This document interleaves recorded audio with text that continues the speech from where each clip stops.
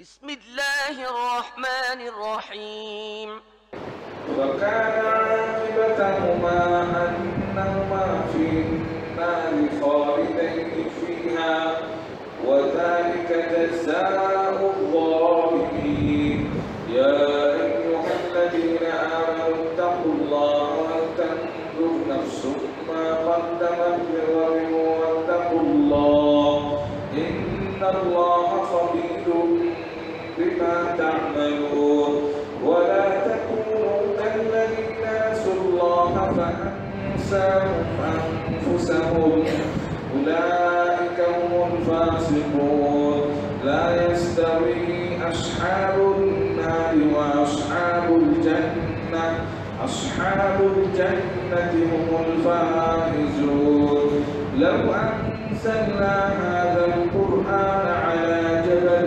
لرأيته خاشعا متصدعا من خشية الله وتلك الأمثال نضربها للناس لعلهم يتفكرون والله الذي لا إله إلا هو عالم الغيب والشهادة هو الرحمن الرحيم هو الله الذي لا إله إلا هو الملك القدوس السلام المؤمن المهيمن العزيز الجبار المتكبر سبحان الله عما يشركون والله الخالق البارئ المصور له الأسماء الحسنى يسبح له ما في السماوات والأرض وهو العزيز الحكيم আপনাদের মাঝে এখন বক্তব্য রাখবেন জনাব মতিউর রহমান মাদানী সাহেব। السلام عليكم ورحمة الله وبركاته إن الحمد لله نحمده ونستعينه ونستغفره ونعوذ بالله من شرور أنفسنا ومن سيئات أعمالنا من يهده الله فلا مضل له ومن يضلل فلا هادي له وأشهد أن لا إله إلا الله وحده لا شريك له وأشهد أن محمدا عبده ورسوله صلى الله تعالى عليه وعلى آله وصحبه وسلم تسليما كثيرا أما بعد فقد قال الإمام البخاري رحمه الله تعالى باب مناقب خالد بن الوليد رضي الله عنه قال حدثنا أحمد بن واقد قال حدثنا محمد بن زيد عن أيوب عن حميد بن هلال عن أنس رضي الله عنه أن النبي صلى الله عليه وسلم نعى زيدا وجعفرا وابن رواحة للناس قبل أن يأتيهم خبرهم فقال أخذ راية زيد فأصيب ثم أخذ جعفر فأصيب ثم أخذ ابن رواحة فأصيب وعيناه تذرفان حتى أخذها السيف من سيوف الله حتى فتح الله عليهم সম্মানিত ভাতৃমণ্ডলী, আল্লাহ রাব্বুল আলামিনের প্রশংসা এবং প্রিয় নবী সাল্লাল্লাহু আলাইহি সাল্লামের উপর সালাতু সালামের পর আজ সোমবার 29শে জামাদুস সানি 1446 হিজরি মোতাবেক 30শে ডিসেম্বর 2024 আমাদের ধারাবাহিক আলোচনা সহিহুল বুখারীর ফাযাইল সাহাবা ইকরামদের ফজিলত মর্যাদা সম্পর্কীয় হাদিস পর্ব নম্বর 12। ইমাম বুখারী রাহিমাহুল্লাহর এই পর্বের অধ্যায় নম্বর হচ্ছে 25। বিষয়বস্তু প্রখ্যাত সাহাবী খালিদ বিন ওয়ালিদ রাদিয়াল্লাহু তাআলা আনহু, যাকে নবী সাল্লাল্লাহু আলাইহি ওয়াসাল্লাম সাইফুন মিন সুয়ুফিল্লাহ এই হাদিসে রয়েছে, আল্লাহর তরবারি, কাফেরদের দমনের জন্য, কাফেরদেরকে সোজা করার জন্য, আল্লাহ দ্রোহীদের নির্মূল করার জন্য তিনি ছিলেন আল্লাহর খোলা তরবারি রাদিয়াল্লাহু তাআলা আনহু।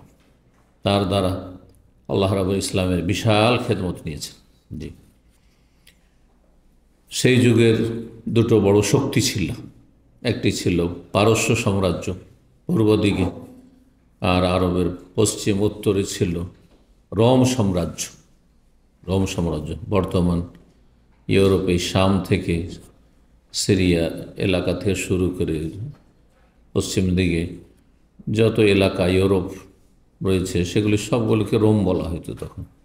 সেখানকার শাসক ছিল খ্রিস্টান, তাদের পতন ঘটেছে এবং সেসব অঞ্চলগুলি, দেশগুলি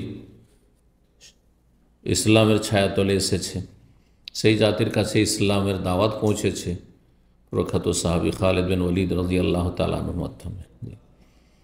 তো তার ফজাইল বা মানাকিব সম্পর্কে ইমাম বুখারী বলছেন, বাবু মানাকিব খালিদ বিন ওয়ালিদ রাদিয়াল্লাহু আনহু। এই অধ্যায় হচ্ছে ও খালিদ বিন ওয়ালিদ রাদিয়াল্লাহু তাআলা আনহুর ফজিলত, মর্যাদা সম্পর্কে। তিনি ইসলাম কবুল করতে বিলম্ব করেছিলেন, দেরিতে একটু ইসলাম কবুল করেছেন। ইসলাম কবুল করেছেন মক্কা বিজয়ের কিছু সময় পূর্বে, হুদায়বিয়ার সন্ধি 6ষ্ঠ হিজরিতে, আর 8ম হিজরিতে মক্কা বিজয়, এর মাঝামাঝি সময় অর্থাৎ 7ম হিজরির শেষ দিক। মক্কা বিজয়ের পূর্বে তিনি ইসলাম গ্রহণ করেছিলেন এবং তিনি 21 হিজরিতে ইন্তেকাল করেছেন শাম দেশের হিমস শহরে। এটি হচ্ছে প্রসিদ্ধ। দ্বিতীয় মত হচ্ছে তিনি মদিনায় ইন্তেকাল করেছেন, কিন্তু স্বাভাবিক তার বিছানায় মৃত্যু হয়েছে। এই জন্য তিনি, একটি হাদিস রয়েছে, বড় আক্ষেপ করছিলেন, কান্না করছিলেন। তখন অনেকে ভাবলো যে হয়তো খালিদ বিন ওয়ালিদ মরণকে ভয় পেয়েছে, কারণ মরার সময় যদি কেউ কান্না করে তো স্বাভাবিক মানুষের একটা নেগেটিভ ধারণা হয় যে দুনিয়ার মায়া মমতা ছাড়তে কষ্ট লাগছে, স্ত্রী, ছেলে মেয়ে, আর ধন সম্পদ, আর দুনিয়ার ভোগবিলাস, এগুলি ছাড়তে একে বড় কষ্ট লাগছে, সেই জন্য কাঁদছে। আর অধিকাংশ মানুষের এটি হয়ে থাকে, আজকাল তো প্রায় এটি। তো অনেক মানুষের সাথে এই সময়গুলিতে আমি কথা বলে দেখেছি, খুব হাহাকার অবস্থা, যেন তার মূল্যবান জীবনের উদ্দেশ্য ছুটে যাচ্ছে। অথচ আমার একজন মুসলিম হিসাবে, আপনার একজন মুসলিম হিসাবে আমার কাছে মুখ্য উদ্দেশ্য হচ্ছে জান্নাত। জান্নাত, দুনিয়া তো কষ্টের জায়গা, দুনিয়াতে কে সুখে আছে? এখনই সুখ, এখনই অশান্তি। তারপরে একদিকে হয়তো সুখ শান্তি আছে, বহুদিকে অশান্তি আছে। লাকাদ খালাকনা ইনসানা ফি কাবাদ, কষ্ট ছাড়া দুনিয়া নেই। কারো জন্য দুনিয়া জান্নাত নাই। যাদেরকে মনে করছে খুব জান্নাতি আছে মনে হয়, আর রাষ্ট্রীয় ক্ষমতা, আর বড় পদস্থ ব্যক্তি, আর বড় প্রভাবশালী, আর বিশাল কিছু করে ফেলেছে, কত যে জাহান্নামে আছে, মানসিক শাস্তিতে, পারিবারিক আযাবে, অশান্তিতে। আর তারপরে জালেমরা জুলুম করার কারণে সবসময় একটা পার্শ্ব প্রতিক্রিয়া, দুশ্মন তাদের তো আছে, বিরোধী আছে, সুতরাং তাদের একটা ভয় সবসময় তাদের অন্তরে কাজ করছে। আর তারপরে মানুষ পাপ করলে শান্তি থাকতে পারে না, শান্তি থাকতে পারে না। সুতরাং যাদেরকে খুব মনে করছে দুনিয়ার সুখী, তারা বেশি অসুখে আছে, অশান্তিতে আছে। দুনিয়াতেও যদি শান্তি পেতে চান তাহলে আল্লাহর সাথে সম্পর্ক বেশি করে মজবুত করেন। যত বেশি শক্তিশালী রবের সাথে হবে সম্পর্ক, তত বেশি দুনিয়াতেও সুখে শান্তিতে থাকবে, কষ্টেও ভালো লাগবে, না খেয়েও ভালো লাগবে। রোজা রেখে কত ভালো লাগছে? রোজা রেখে ভালো লাগে না? খাওয়া দাওয়া ধুমধাম হয়ে যায়, এত খাচ্ছেন একদম পেট পুড়ে, তাতেও অত শান্তি পান না ওই দিনটায় যত শান্তি পান রোজাটা রেখে। কেন? বুঝতে হবে তাহলে। তো খালিদ বিন ওয়ালিদ রাদিয়াল্লাহু তাআলা আনহুকে জিজ্ঞাসা করে, তিনি বললেন, তোমরা ভাবছো যে আমি মরণের ভয়ে কান্না করছি? না, আমি কান্না করছি এই জন্য যে সারা জীবন জিহাদ করলাম, আর কত কাফের শক্তির বিরুদ্ধে আমি লড়াই করলাম, আর কত দেশ জয় করলাম, আর আমার সাথে সাথী সঙ্গীরা যারা গিয়েছে তারা কত শত হাজার হাজার শহীদ হয়েছে, আল্লাহ রাস্তায় শাহাদাতের মর্যাদা পেল, আর আমি আজকে কাপুরুষের মতো এখানে বিছানায় মারা যাব। এটা আমার মনের কষ্ট, এই জন্য আমি কান্না করছি। আল্লাহ, কত তাহলে তাদের অন্তরে ইচ্ছা ছিল, তামান্না, মনের আশা আকাঙ্ক্ষা যে আল্লাহ রাস্তায় যদি শহীদ হইতে পারতাম। জি, আল্লাহ রাব্বুল আলামিন যেন আমাদেরকে দিনের ওপর রাখেন এবং আল্লাহ রাব্বুল শাহাদাতের জন্য মর্যাদা দান করেন। 3757 নম্বর হাদিস বর্ণনা করছেন আনাস রাদিয়াল্লাহু তাআলা আনহু, বলছেন যে আন্নান নবী সাল্লাল্লাহু আলাইহি যায়দান ওয়া জাফরান ওয়া রাওয়াহাত লিন-নাস, নবী সাল্লাল্লাহু আলাইহি সাল্লাম মৃত্যুর সংবাদ দিলেন। নাই মানে হচ্ছে মৃত্যুর সংবাদ দেওয়া, না আয়ান আ মানে খবর দেওয়া, কিন্তু বিশেষ খবর। কি খবর? মৃত্যুর সংবাদ। মৃত্যুর সংবাদ দিলেন কার? যায়েদ ইবনে হারেসার। যায়েদ মানে যায়েদ বিন হারেসা, নবী সাল্লাল্লাহু আলাইহি সাল্লামের পালক পুত্র। জাফর বিন আবু তালেব, নবী সাল্লাল্লাহু আলাইহি সাল্লামের চাচাতো ভাই। ওয়াবনু আবদুল্লাহ বিন রাওয়াহা, রাওয়াহার ছেলে, তার নাম ছিল আব্দুল রাওয়াহা, প্রখ্যাত কবি ইসলামের পক্ষ থেকে তিনি কবিতা আবৃত্তি করে শের কবিতার মাধ্যমে তিনি ডিফেন্স করতেন এবং কাফেরদের সেসব নোংরামির কুৎসাগে তারা যে কাব্য রচনা করতো কাফের, তাদের জবাব দিতেন, তিনি খণ্ডন করতেন। নবী সাল্লাল্লাহু আলাইহি ওয়াসাল্লাম তার জন্য মসজিদ নবীতে মেম্বার রেখে দিতেন, আর মেম্বারে তাকে দাঁড় করে দিতেন, আর বলতেন তো কবিতা পাঠ করো কাফেরদের জবাব দেওয়ার জন্য। জি, সুতরাং কেউ যদি ইসলামের খেদমতে তার সাহিত্যকে লাগাতে পারে, এটা বড় জেহাদ, একটা বড় জেহাদ। কারণ মানুষকে কথার দ্বারা প্রতিহত করা দুই রকম, একটা হচ্ছে আপনার হক কথা বলার মাধ্যমে বাতিলের উপর আঘাত করা, আর হক কথা বলা সাধারণভাবে যেমন আলোচনা, লেকচার, বক্তব্য, আর আরেকটি হচ্ছে কবিতার আকারে যদি জবাব দেওয়া হয়, তাওহীদ সুন্নাতের কথা বলা হয়, আল্লাহর দ্বীনের কথা বলা হয়, সেটা মানুষের ওপর বেশি প্রতিক্রিয়া সৃষ্টি করে। দেখেন, শের শায়েরি আর কবিতা শুনলে অনেকেই কি করতে লাগে, এবং লাফাইতে শুরু করে। কেন? মানুষের একটা প্রতিক্রিয়া হচ্ছে তাহলে ওর। জি, তো সেটা যদি ইসলামের খেদমতে হয়, তাহলে ইসলামের খেদমতে হলে যখন এত নেকি, তাহলে সেটা যদি অশ্লীলতা অথবা শিরক বিদআত মিশ্রিত কবিতা হয়, আমাদের দেশে যেসব নাতে রসুল আর গজল আর যেসব আছে শের শায়েরি কবিতা, সেগুলিতে শিরক ভরা, বেদাত ভরা, না হলে নোংরামি গানে নোংরামি অশ্লীলতা ভরা, নারীদেরকে কেন্দ্র করে, নারীদের বিভিন্ন অঙ্গ প্রত্যঙ্গকে কেন্দ্র করে সব কাব্য রচনা। এই জন্য এগুলি হচ্ছে ওই রকম বড় অপরাধ। যেমন বড় নেকি হচ্ছে ইসলামের খেদমতে যদি আপনার সাহিত্যকে কাজে লাগান বা আপনার যদি কাব্য রচনাকে কাজে লাগান, তেমনই বড় অপরাধ হচ্ছে সেটা যদি ইসলামের বিরুদ্ধে ব্যবহার হয়, পাপের কাজে হয়। এই জন্য আল্লাহ রাব্বুল অধিকাংশ কবিদেরকে কি বলেছেন? পথভ্রষ্ট বলেছেন কোরআনের ভাষায়। এবং যারা কবিদের ভক্ত, ফ্যান, আর কবিতার আর গজলের, শের শায়েরির, এগুলির যারা ভক্ত, তাদেরকে পথভ্রষ্ট করেছেন। অশ্বআরাও ইয়াত্তাবিউহুমুল গাউন, যারা কবি তাদের অনুসারী হয় পথভ্রষ্টরা, জাহান্নামীরা। তারপরে আল্লাহ রাব্বুল তাদের খারাপ দিকগুলি কিছু উল্লেখ করার পর বলছেন যে তোমরা দেখতে পাও না ওদেরকে, যে এদের জীবনটা কেমন। অধিকাংশ কবিদের জীবনটা হচ্ছে অশ্লীলতার জীবন, বিভিন্ন অশ্লীল কথাবার্তা ভরা তাদের কাব্য রচনায়।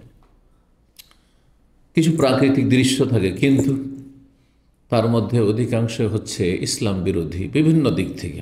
যেসব ইসলামের নামে যেসব গজল টজল আছে, নাত আছে, সেগুলিতে শিরক বিদআত ভরে। খোদার নূরে রসুল পয়দা, আমাদের শেষের সাইডেতে আছে না, শিরকি কথা, এগুলো কুফরি কথা।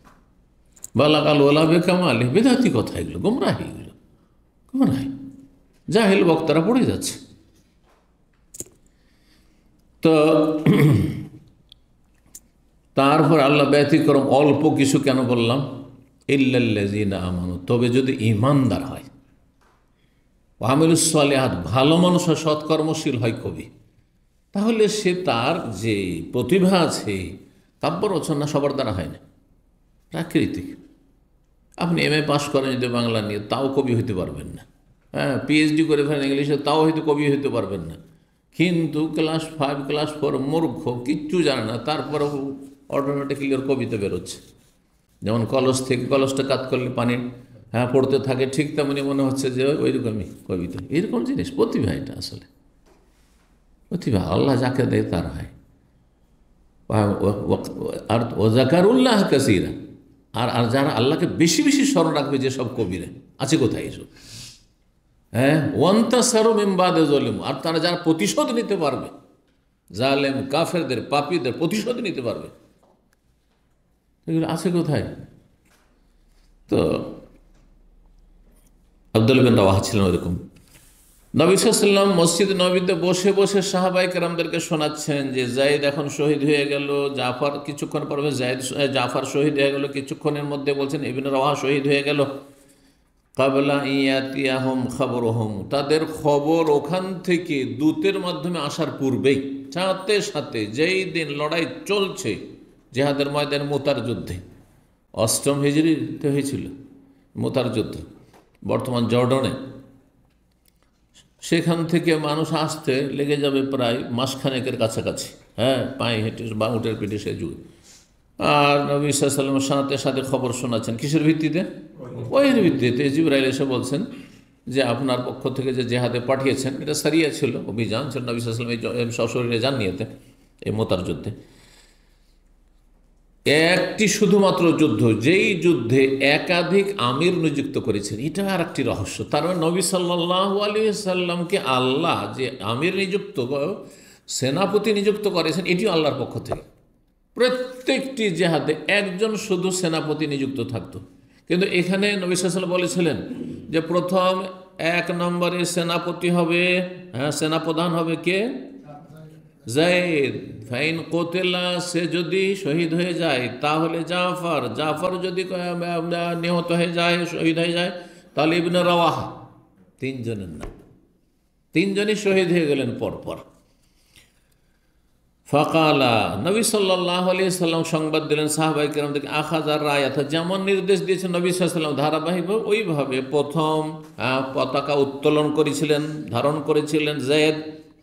ফাউসিবা, তিনি কি হলেন? নিহত হলেন, মানে শহীদ হলেন।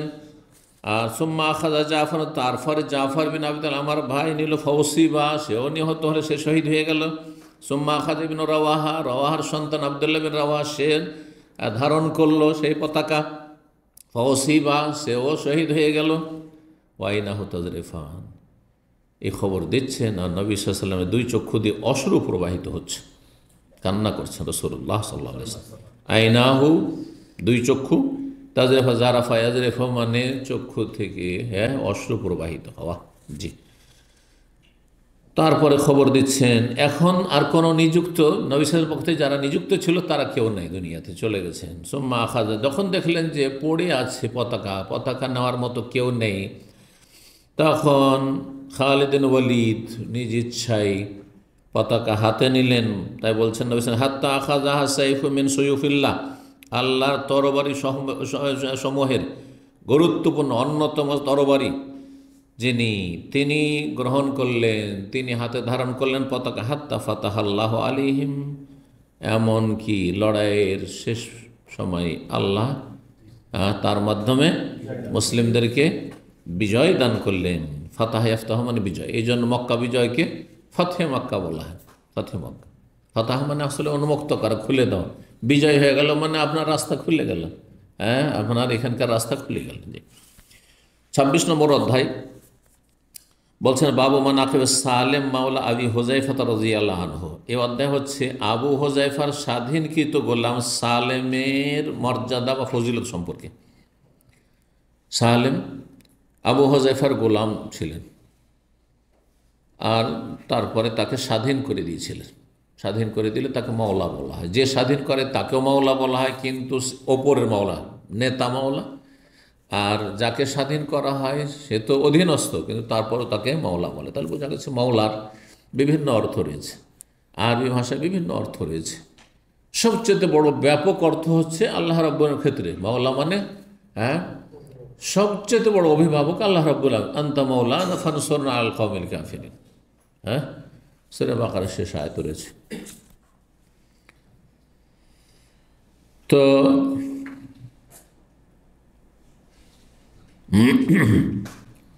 আবু হুযায়ফার মাওলা মানে স্বাধীনকৃত গোলাম। গোলাম কেউ মানে যে গোলাম, তার একটা হীনমন্যতা থাকতে পারে যে আমি ছোট, তাই না? এই জন্য ইসলাম একটা ভাষা দেওয়া হয়েছে যে তুমি ছোট হলে কি হবে, হ্যাঁ, তুমি গোলাম থেকে স্বাধীন হলে কিন্তু তোমারও নামও মাওলা, তোমার নাম মাওলা। অথচ মাওলার শাব্দিক অর্থ হচ্ছে অভিভাবক। সে তো অভিভাবক না, তার অভিভাবক হচ্ছে তার মালিক, তাই না? মাওলার অর্থ পৃষ্ঠপোষক হয় বাংলাতে, তো সে পৃষ্ঠপোষকও না, বোঝা গেছে না? তো এই জন্য ফুকাহারা বলেছেন নিচের মাওলা আর ওপরের মাওলা। যাকে স্বাধীন করা হলো সে নিচের মাওলা, অধীনস্থ, আর যে স্বাধীন করলো সে হচ্ছে ওপরের মাওলা, অভিভাবক বা পৃষ্ঠপোষক। আর সবচেয়ে বড় মাওলা হচ্ছেন আল্লাহ রাব্বুল আলামিন। সুতরাং সীমিত অর্থে আলেমকে মৌলবী বা মৌলানা বলা জায়েজ না? জায়েজ নয়, তবে না বললেই ভালো। এই ভাষাগুলি যেহেতু ইরান থেকে এসছে, সুফিদের থেকে এসছে, এই ভাষাগুলি না বলে সালাফদের যুগ থেকে, যদিও সাহাবা ইকরামদের মধ্যে শেখ ছিল না সাধারণত বলা, কিন্তু অনেক আইম্মা ইকরামদের মধ্যে আবু হানিফা, শাফি, মালিক, আহমদ, ওই যুগে এই শেখ বলা ছিল ওস্তাদকে শেখ বলা। সুতরাং যদি আমরা শেখ শব্দটি বলি তো এটা বেশি ভালো, এতে কোনো সন্দেহ নেই। কিন্তু দুহরফ পড়ে বলবেন যে না জায়েজ আর শিরক, না না, সব কিছুর অর্থ হিসাবে আছে। আপনি আপনার ওস্তাদকে মাওলানা বলছেন অথবা একজন আলেমকে মাওলানা বলছেন, কি অর্থে? যদি আল্লাহর জন্য যে অর্থ নিচ্ছেন তাহলে শিরক। কিন্তু যদি আপনি সীমিত অর্থ নেন যে তিনি আমার যেহেতু তালিম তরবিয়ত করছেন, শিক্ষা দিচ্ছেন, সুতরাং তিনি আমার মালিক, এদিক থেকে, তাহলে জায়েজ। আল্লাহর মেলা নাম আল্লাহ ছাড়া অন্যের জন্য ব্যবহার হয়েছে এবং হচ্ছে, আর জায়েজ আছে। নবী সাল্লাল্লাহু আলাইহি ওয়াসাল্লামকে আল্লাহ কোরআনে কারিমে, স্বয়ং কোরআনে কারিমে রউফুন রহিমুন বলেছেন। সূরা তওবা পড়ে দেখেন শেষ দিকে, লাকাদ জাআকুম রাসূলুম মিন আনফুসিকুম আজিজুন আলাইহি মা আনিতুম হারিসুন আলাইকুম বিল মুমিনিনা রউফুর রহিম। রউফ আল্লাহর নাম, এজন্য আব্দুর রউফ রাখছেন, রাহিম। কিন্তু আর রউফ আলিফ লাম দিয়ে চলবে না, আর রাহিম চলবে না, বিসমিল্লাহির রহমানির রহিম আল দিয়ে আছে, এটা চলবে না মানুষের জন্য, বুঝছেন না? তখন আল্লাহর জন্য খাস হয়ে যাবে, তখন তাতে ব্যাপকতা চলে আসবে। কিন্তু আল উড়িয়ে দিয়ে যদি বলেন রাহিম, রাহিম মানে দয়ালু, আমার আব্বা অত্যন্ত দয়ালু, জায়েজ না? আল্লাহ তো দয়ালু। রাহিম মানে কি করছেন? বিসমিল্লাহির রহমান শুরু করছি সেই আল্লাহর নাম যিনি পরম করুণাময় আর অতি দয়ালু। অতি দয়ালু আল্লাহর ক্ষেত্রে যেহেতু আর রাহিম, কিন্তু আপনি বাপের ক্ষেত্রেও যদি বলেন তিনি অতি দয়ালু, মানে মানুষের মধ্যে, আমার গ্রামে বা আমার আত্মীয় স্বজনের মধ্যে সবচেয়ে অতি দয়ালু, কোনো অসুবিধা নেই, জায়েজ আছে। কিন্তু যেই কাজটি মানুষ করতে পারেন না সেই নামটি ব্যবহার করতে পারবেন না। যেমন খালেক, আল খালেকও বলতে পারবেন না, খালেকও বলতে পারেন মানুষকে, কারণ সৃষ্টিকর্তা, সৃষ্টি করা কাজ একমাত্র আল্লাহর কাজ, বোঝা গেছে না? রাজ্জাক বলতে পারবেন না, বড় রিজিক দাতা, কিন্তু রাজেক বলতে পারবেন মানুষকে। রাজেক, তিনি আমাকে দিচ্ছেন, মান্থলি খরচ দিচ্ছেন, রাজেক আমার রিজিক দাতা, রিজিক দিচ্ছে, স্ত্রীকে ভরণ পোষণ দিচ্ছে, ছেলে মেয়েকে দিচ্ছে, সে দিচ্ছে খাবার দাবার, খাবার খরচ খরচা দিচ্ছে। কারণ রাজ্জাকের বেশি মোবালক আছে। এই জন্য রহিম তো বলতে পারবেন মানুষকে, কিন্তু রহমান পারবেন না। রহমান মানে অনেক ব্যাপক অর্থ রয়েছে দয়ার, তাতে এটা একমাত্র আল্লাহর জন্য খাস। যাই হোক, এই আলোচনা গেলে লম্বা হয়ে যাবে, আমাদের আজকে হাদিসের এই ফাজাইলে সাহাবা পর্ব শেষ করতে হবে। আল্লাহ তৌফিক দান করেন। তো আবু হুযায়ফার স্বাধীনকৃত গোলাম সালেম, কিন্তু তিনি কোরআনের বড়ই জ্ঞানী হয়েছিলেন, এটি তার বড় মর্যাদা। একজন দাস হয়ে তিনি ইয়ামামার যুদ্ধ হয়েছিল, মুসাইলামা কাযযাব যে ভণ্ড নবী দাবি করেছিল, এই রিয়াজের পাশে ইয়ামামা আল খারজ এলাকায় যুদ্ধটি হয়েছিল। তো সেখানে 12 হিজরি 12 হিজরিতে শহীদ হয়েছিলেন। তখন ছিল খেলাফত আবু বকর সিদ্দিক রাদিয়াল্লাহু তাআলা আনহু। জি, আবু বকর সিদ্দিক রাদিয়াল্লাহু তাআলা আনহু ইসলামের বড় একটি খেদমত হচ্ছে এই ভণ্ড নবী আর তার জাতি যে কাফের মুশরিক, তাদের বিরুদ্ধে জিহাদ এবং তাদেরকে দমন করা, নির্মূল করা। জি, তারপরে তার ছিন্ন ভিন্ন হয়ে আল্লাহর জমিন থেকে মিটে গেছে। এইরকম যেন আল্লাহ কাদিয়ানীদেরকে আল্লাহর দুনিয়া থেকে, আল্লাহর জমিন থেকে নিশ্চিহ্ন করে দেন। এরাও ওই মুসাইলামা কাযযাবেরই অনুসারী। জি, একই অবস্থা, কোনো পার্থক্য নেই। মুসাইলামা কাযযাবের যারা উম্মত হয়েছিল তাদের মাঝে আর বর্তমান যুগের কাদিয়ানীদের মাঝে যারা নিজেদেরকে আহমদী বলছে, ফিরকা বলছে, কোনো পার্থক্য নেই। ওরাও কুফফার আর ও কুফফার, এরাও কাফের। জি, 3758 নম্বর হাদিস। হাদিস বর্ণনা করছেন মাসরুক বিন আজদা, তিনি প্রখ্যাত তাবেঈ এবং আব্দুল্লাহ মাসউদ রাদিয়াল্লাহু বিশিষ্ট ছাত্র। আব্দুল্লাহ মাসউদ রাদিয়াল্লাহু তাআলা যখন কুফা চলে গেছিলেন, তখন তার বড় বড় বেশ কিছু ছাত্র, ফাকিহ, বড় আলেম তৈরি হয়েছিলেন। একজন মাসরুক, একজন আলকামা, একজন আসওয়াদ, বিশেষ করে এরা। তো মাসরুক বলছেন জোকেরা আবদুল্লাহ ইন্দা আবদুল্লাহ বিন আমরিন, আবদুল্লাহ বিন মাসউদ আমার ওস্তাদের কথা, আবদুল্লাহ মানে আবদুল্লাহ বিন মাসউদ, এখানে আবদুল্লাহ বিন মাসউদ রাদিয়াল্লাহু তাআলার কথা আলোচনা হলো কার কাছে? আবদুল্লাহ বিন আমর বিন আসের সামনে আলোচনায় আসলো তার কথা। তখন তিনি মন্তব্য করে বললেন, যাকা রাজুলুন, এই আবদুল্লাহ বিন মাসউদ এমন এক ব্যক্তিত্ব, লা আজাল ওহিব্বহু, আমি তাকে সব সময় ভালোবাসি, সর্বদা ভালোবাসি। বাদামা সামিউতু রাসূলুল্লাহ সাল্লাল্লাহু আলাইহি ওয়াসাল্লাম ইয়াকুল, রাসূলুল্লাহ সাল্লাল্লাহু আলাইহি ওয়াসাল্লামকে এই কথাটি বলতে শোনার পর থেকে সব সময় তাকে ভালোবাসি। কাকে? আবদুল মাসউদ রাদিয়াল্লাহু তাআলা। কেন? কি বলেছেন নবী সাল্লাল্লাহু আলাইহি ওয়াসাল্লাম তার সঙ্গে মন্তব্য করে? বলেছিলেন ইস্তাখরিউল কোরআন মিন আরবা, চারজন থেকে কোরআনের জ্ঞান অর্জন করে, কোরআন শিখিও। কোরআন মুখস্থ করা, কোরআনের তাজবীদ শুদ্ধ তেলাওয়াত করা কার কাছ থেকে শিখিও? চারজন সাহাবী থেকে শিখিও। এক নম্বর মিন আবদুল্লাহ বিন মাসউদ, আবুল মাসউদ থেকে।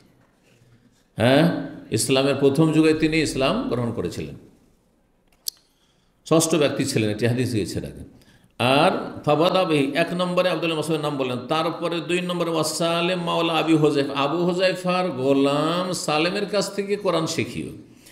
তিন নম্বর উবাই বিন কাবের কাছ থেকে শিখিও, যিনি ওমর রাদিয়াল্লাহু খেলাফত আমলে তারাবির ইমাম ছিলেন এবং তার সাথে সহযোগী ইমাম তামিম দারি ছিলেন।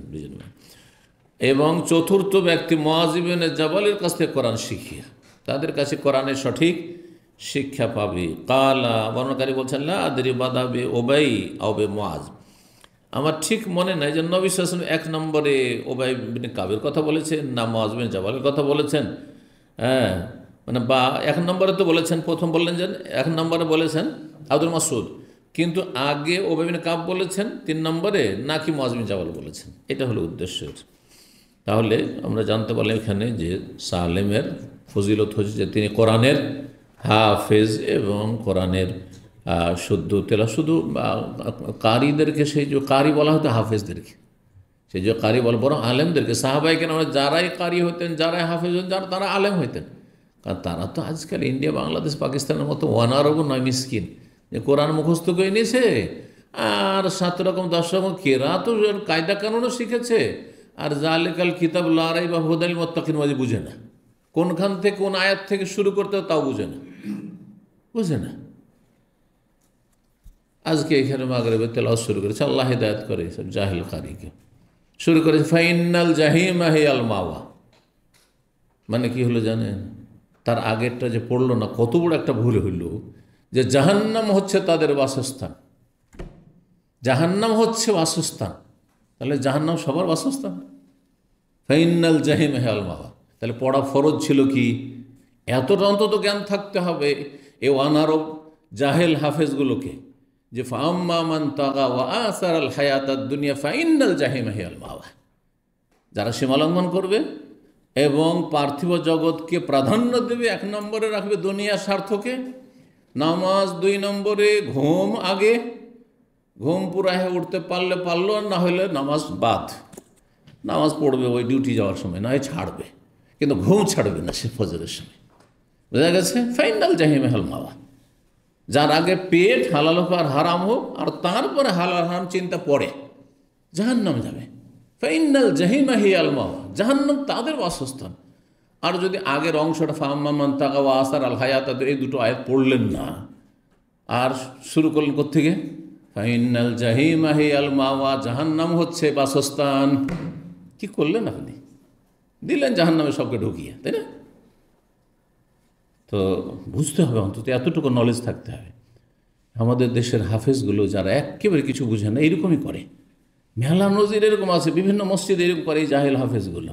এমন জায়গা থেকে শুরু করলো যেখানে ইল্লাল্লাযীনা আমানু থেকে শুরু করে দিল। আর ইল্লা মানে ব্যতিক্রম, তো তার আগে কিসের থেকে ব্যতিক্রম বলতে হবে না? এখন যদি কথা বলতে গিয়ে যদি বলি হ্যাঁ লা ইলাহা না বলি ইল্লাল্লাহ, হ্যাঁ মাগার আল্লাহ, মাগার আল্লাহ, কিন্তু আল্লাহ, কিন্তু আল্লাহ, হবে? অসম্পূর্ণ কথা। এসব বেদাতি মূর্খদের এগুলো জিকির, হ্যাঁ মূর্খদের জিকির, এটা কোনো জ্ঞানীর জিকিরই হইতে পারে না।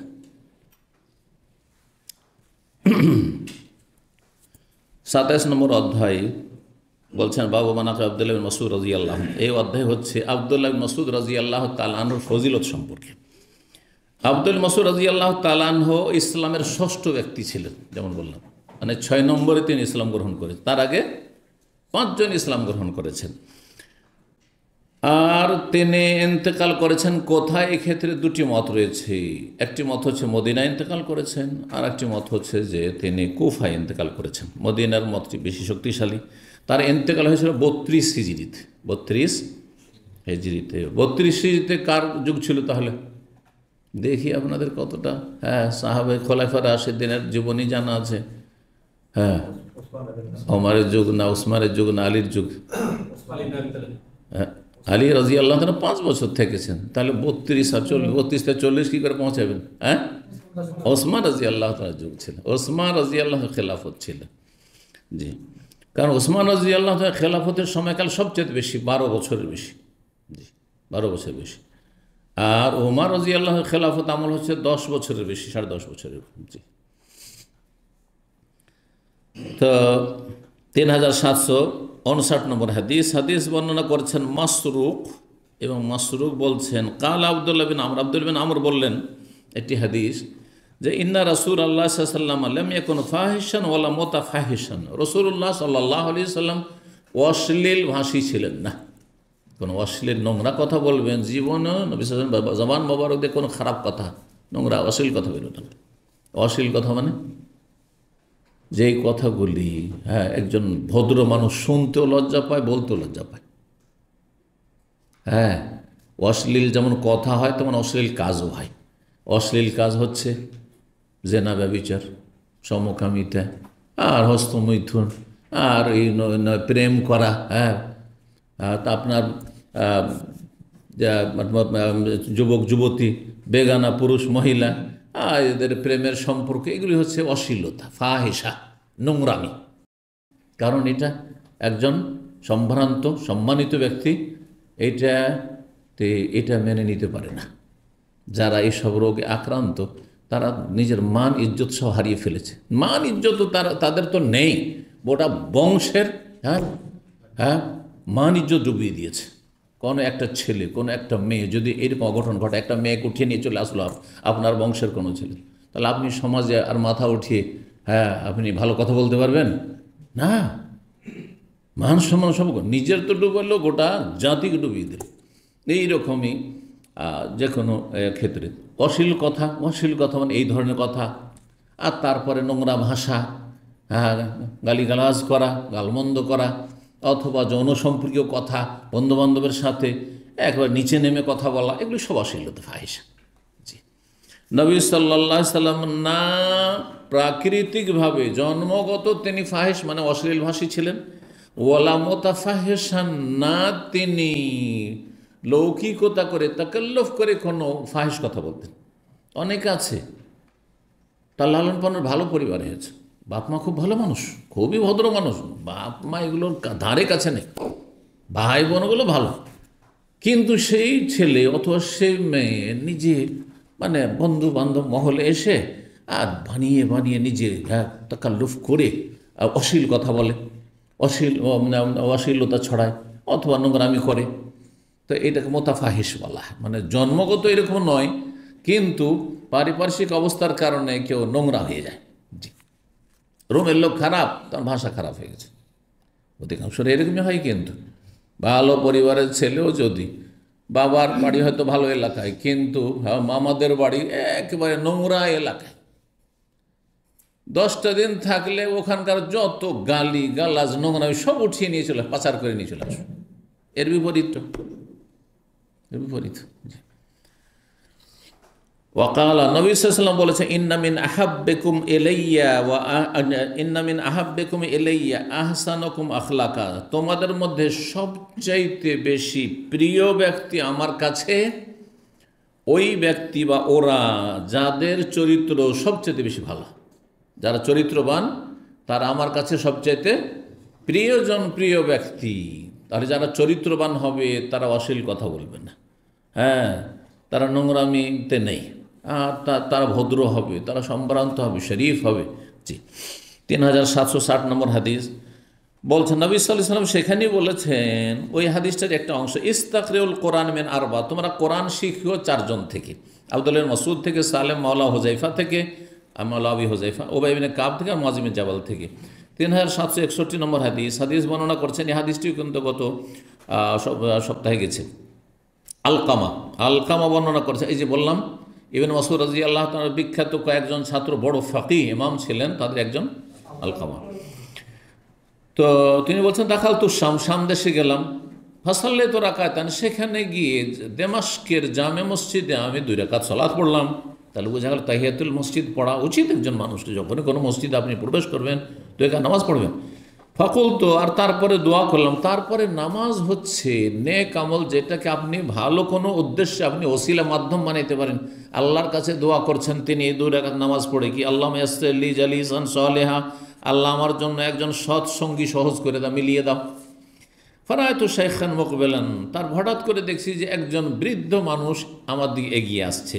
ফালাম্মা দানা, যখন কাছে আসলো, কুলতা, আমি বললাম, আর এসে বসেও গেল, অন্য হাদিসে রয়েছে, এসে তার পাশে বসে গেল, যেখানে খালি জায়গা পেয়েছে এই লোকের পাশে, আলকামার পাশে। আলকামা যুবক মানুষ, আর একজন বৃদ্ধ মানুষ এসে বসছেন, সাহাবী তিনি। কুলতা, আমি বললাম, আরজু আইয়াকুন ইস্তাজাব আল্লাহ, আমি বললাম যে আশা করি আল্লাহ আমার দোয়া কবুল করেছেন। মানে মুরব্বীকে দেখে তিনি বলছেন যে আশা করি আল্লাহ আমার দোয়াটা কবুল করেছেন। কালা, তখন পাশের ওই মুরব্বী যিনি বসেছেন বলছে, মিন আইনা আনতা, তুমি কোত্থেকে এসছো? কুলতা, আমি বললাম, মিন আহলিল কুফা, আমি কুফাবাসী, কুফা থেকে, মানে ইরাক থেকে শাম দেশে এসেছি। কালা আফালাম ইয়াকুন ফিকুম সাহিবুন নালাইন, তোমাদের মাঝে কি নবী সাল্লাল্লাহু আলাইহি ওয়াসাল্লামের 2 জুতা বহনকারী, ওয়াল ওয়াসাদ, এবং নবী সাল্লাল্লাহু বালিশ বহনকারী, ওয়াল মিথার, নবী সাল্লাল্লাহু আলাইহি ওয়াসাল্লামের ওযুর পাত্র বহনকারী সাহাবী নেই? তিনি কে? ইবনে মাসউদ। আওয়ালাম ইয়াকুন ফিকুম আল্লাযী উজিরা মিনাশ শায়তান, তোমাদের মাঝে এমন সাহাবী নেই যাকে শয়তান থেকে আল্লাহ হেফাজতে রেখে রক্ষা করেছেন? আজার উজিরা মানে রক্ষা করা বা হেফাজতে রাখা। তিনি কে?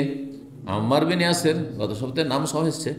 আওয়ালাম ইয়াকুন ফিকুম সাহিবুস সির, তোমাদের মাঝে কি এমন নবী সাল্লাল্লাহু আলাইহি ওয়াসাল্লামের গোপন তথ্যবিদ নেই?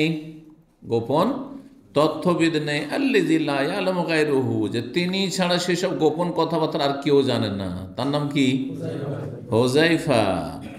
কাইফা কারা ইবনে উম্মে, তারপরে বলছেন যে আচ্ছা বলো, উম্মে আবদের ছেলে, উম্মে আবদ কার কুনিয়াত?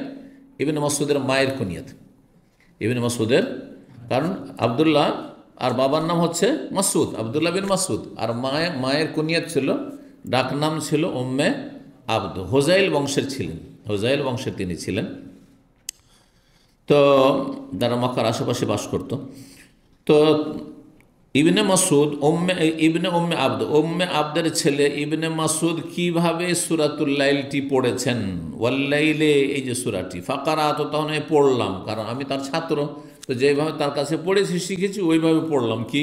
ওয়াল্লাইলে ইযা ইয়াগশা ওয়ান নাহারি ইযা তাজাল্লা ওয়াজ যাকারে ওয়াল উনসা। আর কোরআনে কারিমে কি আছে? ওমা খালাকা, ওমা মা আছে আর খালাকা আছে, তাহলে দুটো জিনিস ছেড়ে দিল, ওয়াজ যাকারে এবং ওয়াও কসমের, ওয়াল্লাইলে রাতের শপথ, ওয়ান নাহারে দিনের শপথ, আর নর আর নারীর শপথ। আর যে ওমা খালাকা যাকার ওয়াল উনসা, আর আল্লাহ রাব্বুল আলামিন যে নর নারী সৃষ্টি করেছেন এর শপথ করছি, বা যিনি সৃষ্টি করেন, মা মানে যিনি সৃষ্টি করেছেন আল্লাহ নিজের সত্তা।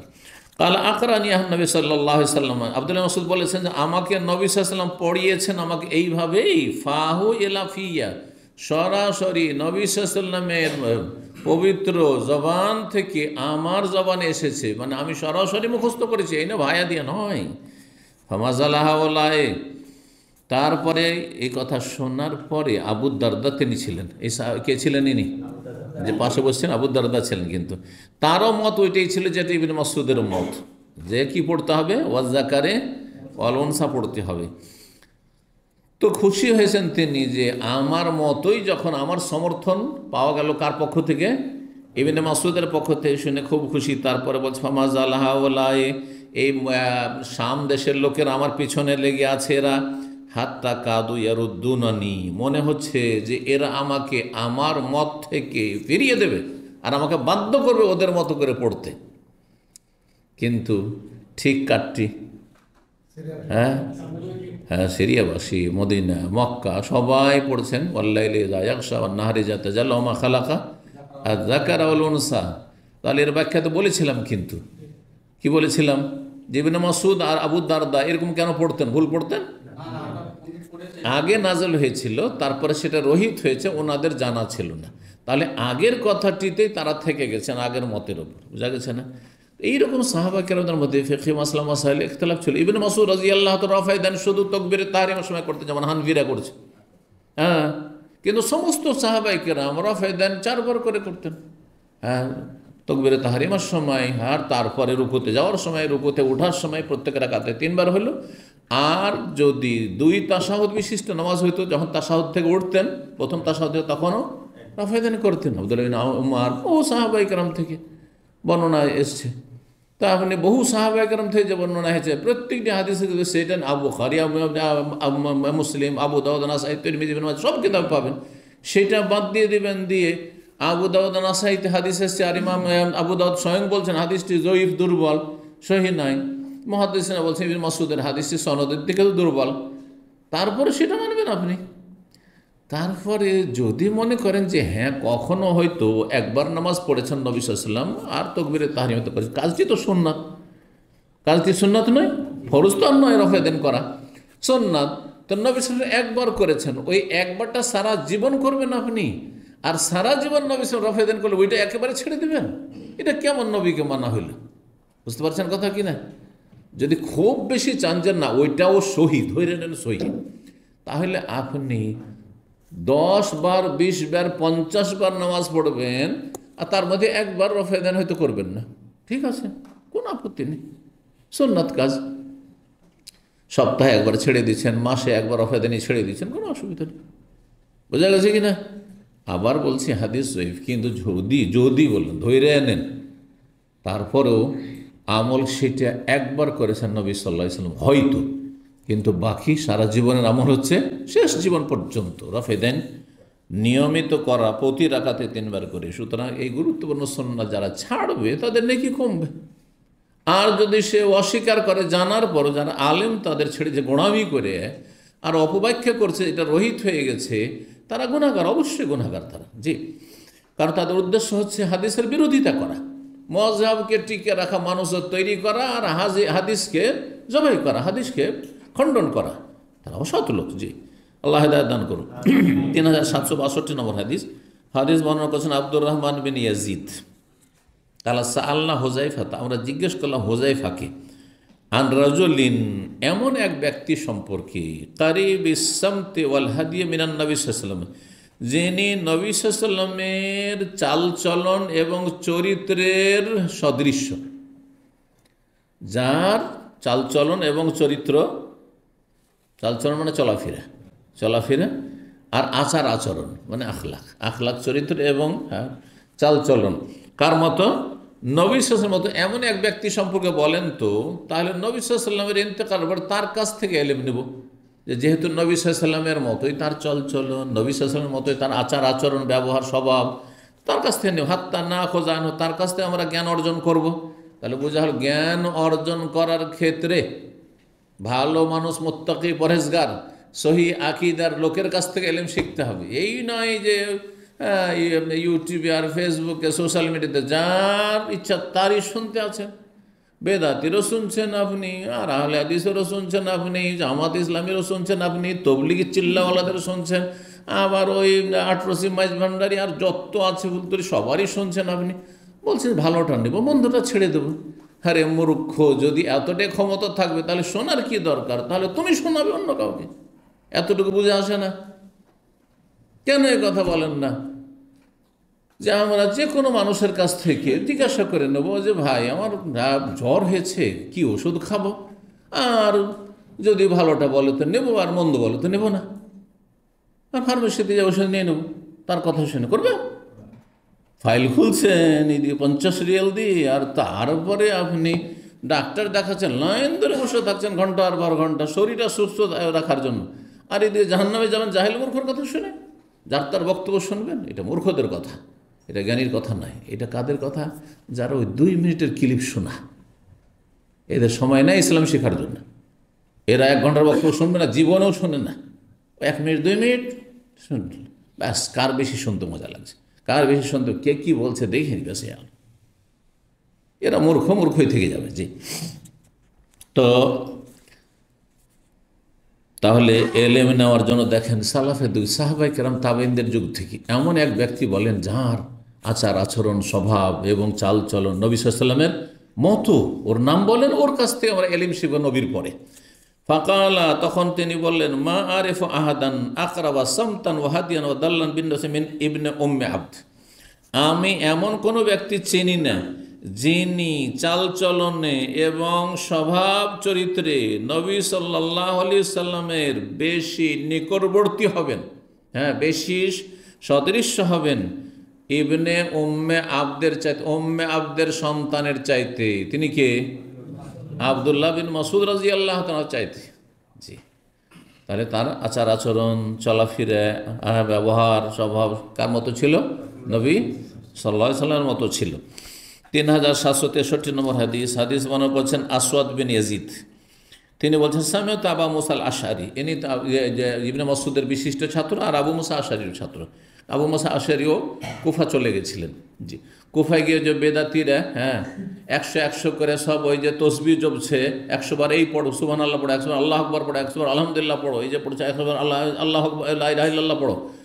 এই দৃশ্যটি প্রথম আবু মুসা আশআরী দেখেছে। ফজরের আগে দেখছেন ভোর রাতে মসজিদে বসে হালকা জিকিরের বেদাত করছে। আর জীবনে প্রথম দেখেন, মক্কায় দেখেননি, মদিনায় দেখেননি, এসব জিকিরই দেখেননি। অথচ এই আজকালকার সুফিদের মতো ইল্লাল্লাহ, আল্লাহু আল্লাহু হাকুর জিকির ছিল না।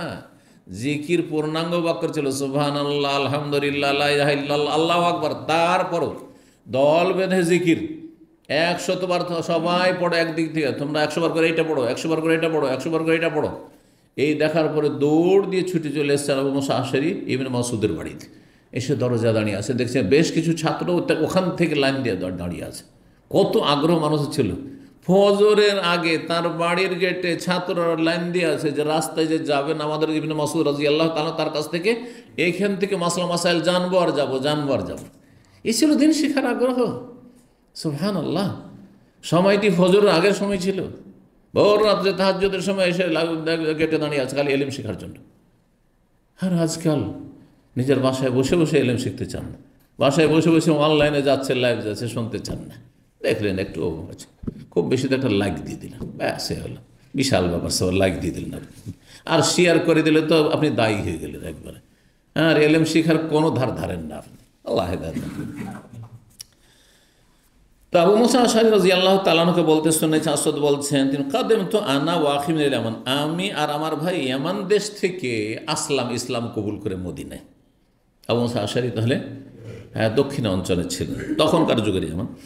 ফামাকাসনা হিনান মানারা, বেশ কিছুদিন, হিনান মানে বেশ কিছুদিন আমরা মক্কায় অবস্থান করলাম। মক্কায় এসছেন।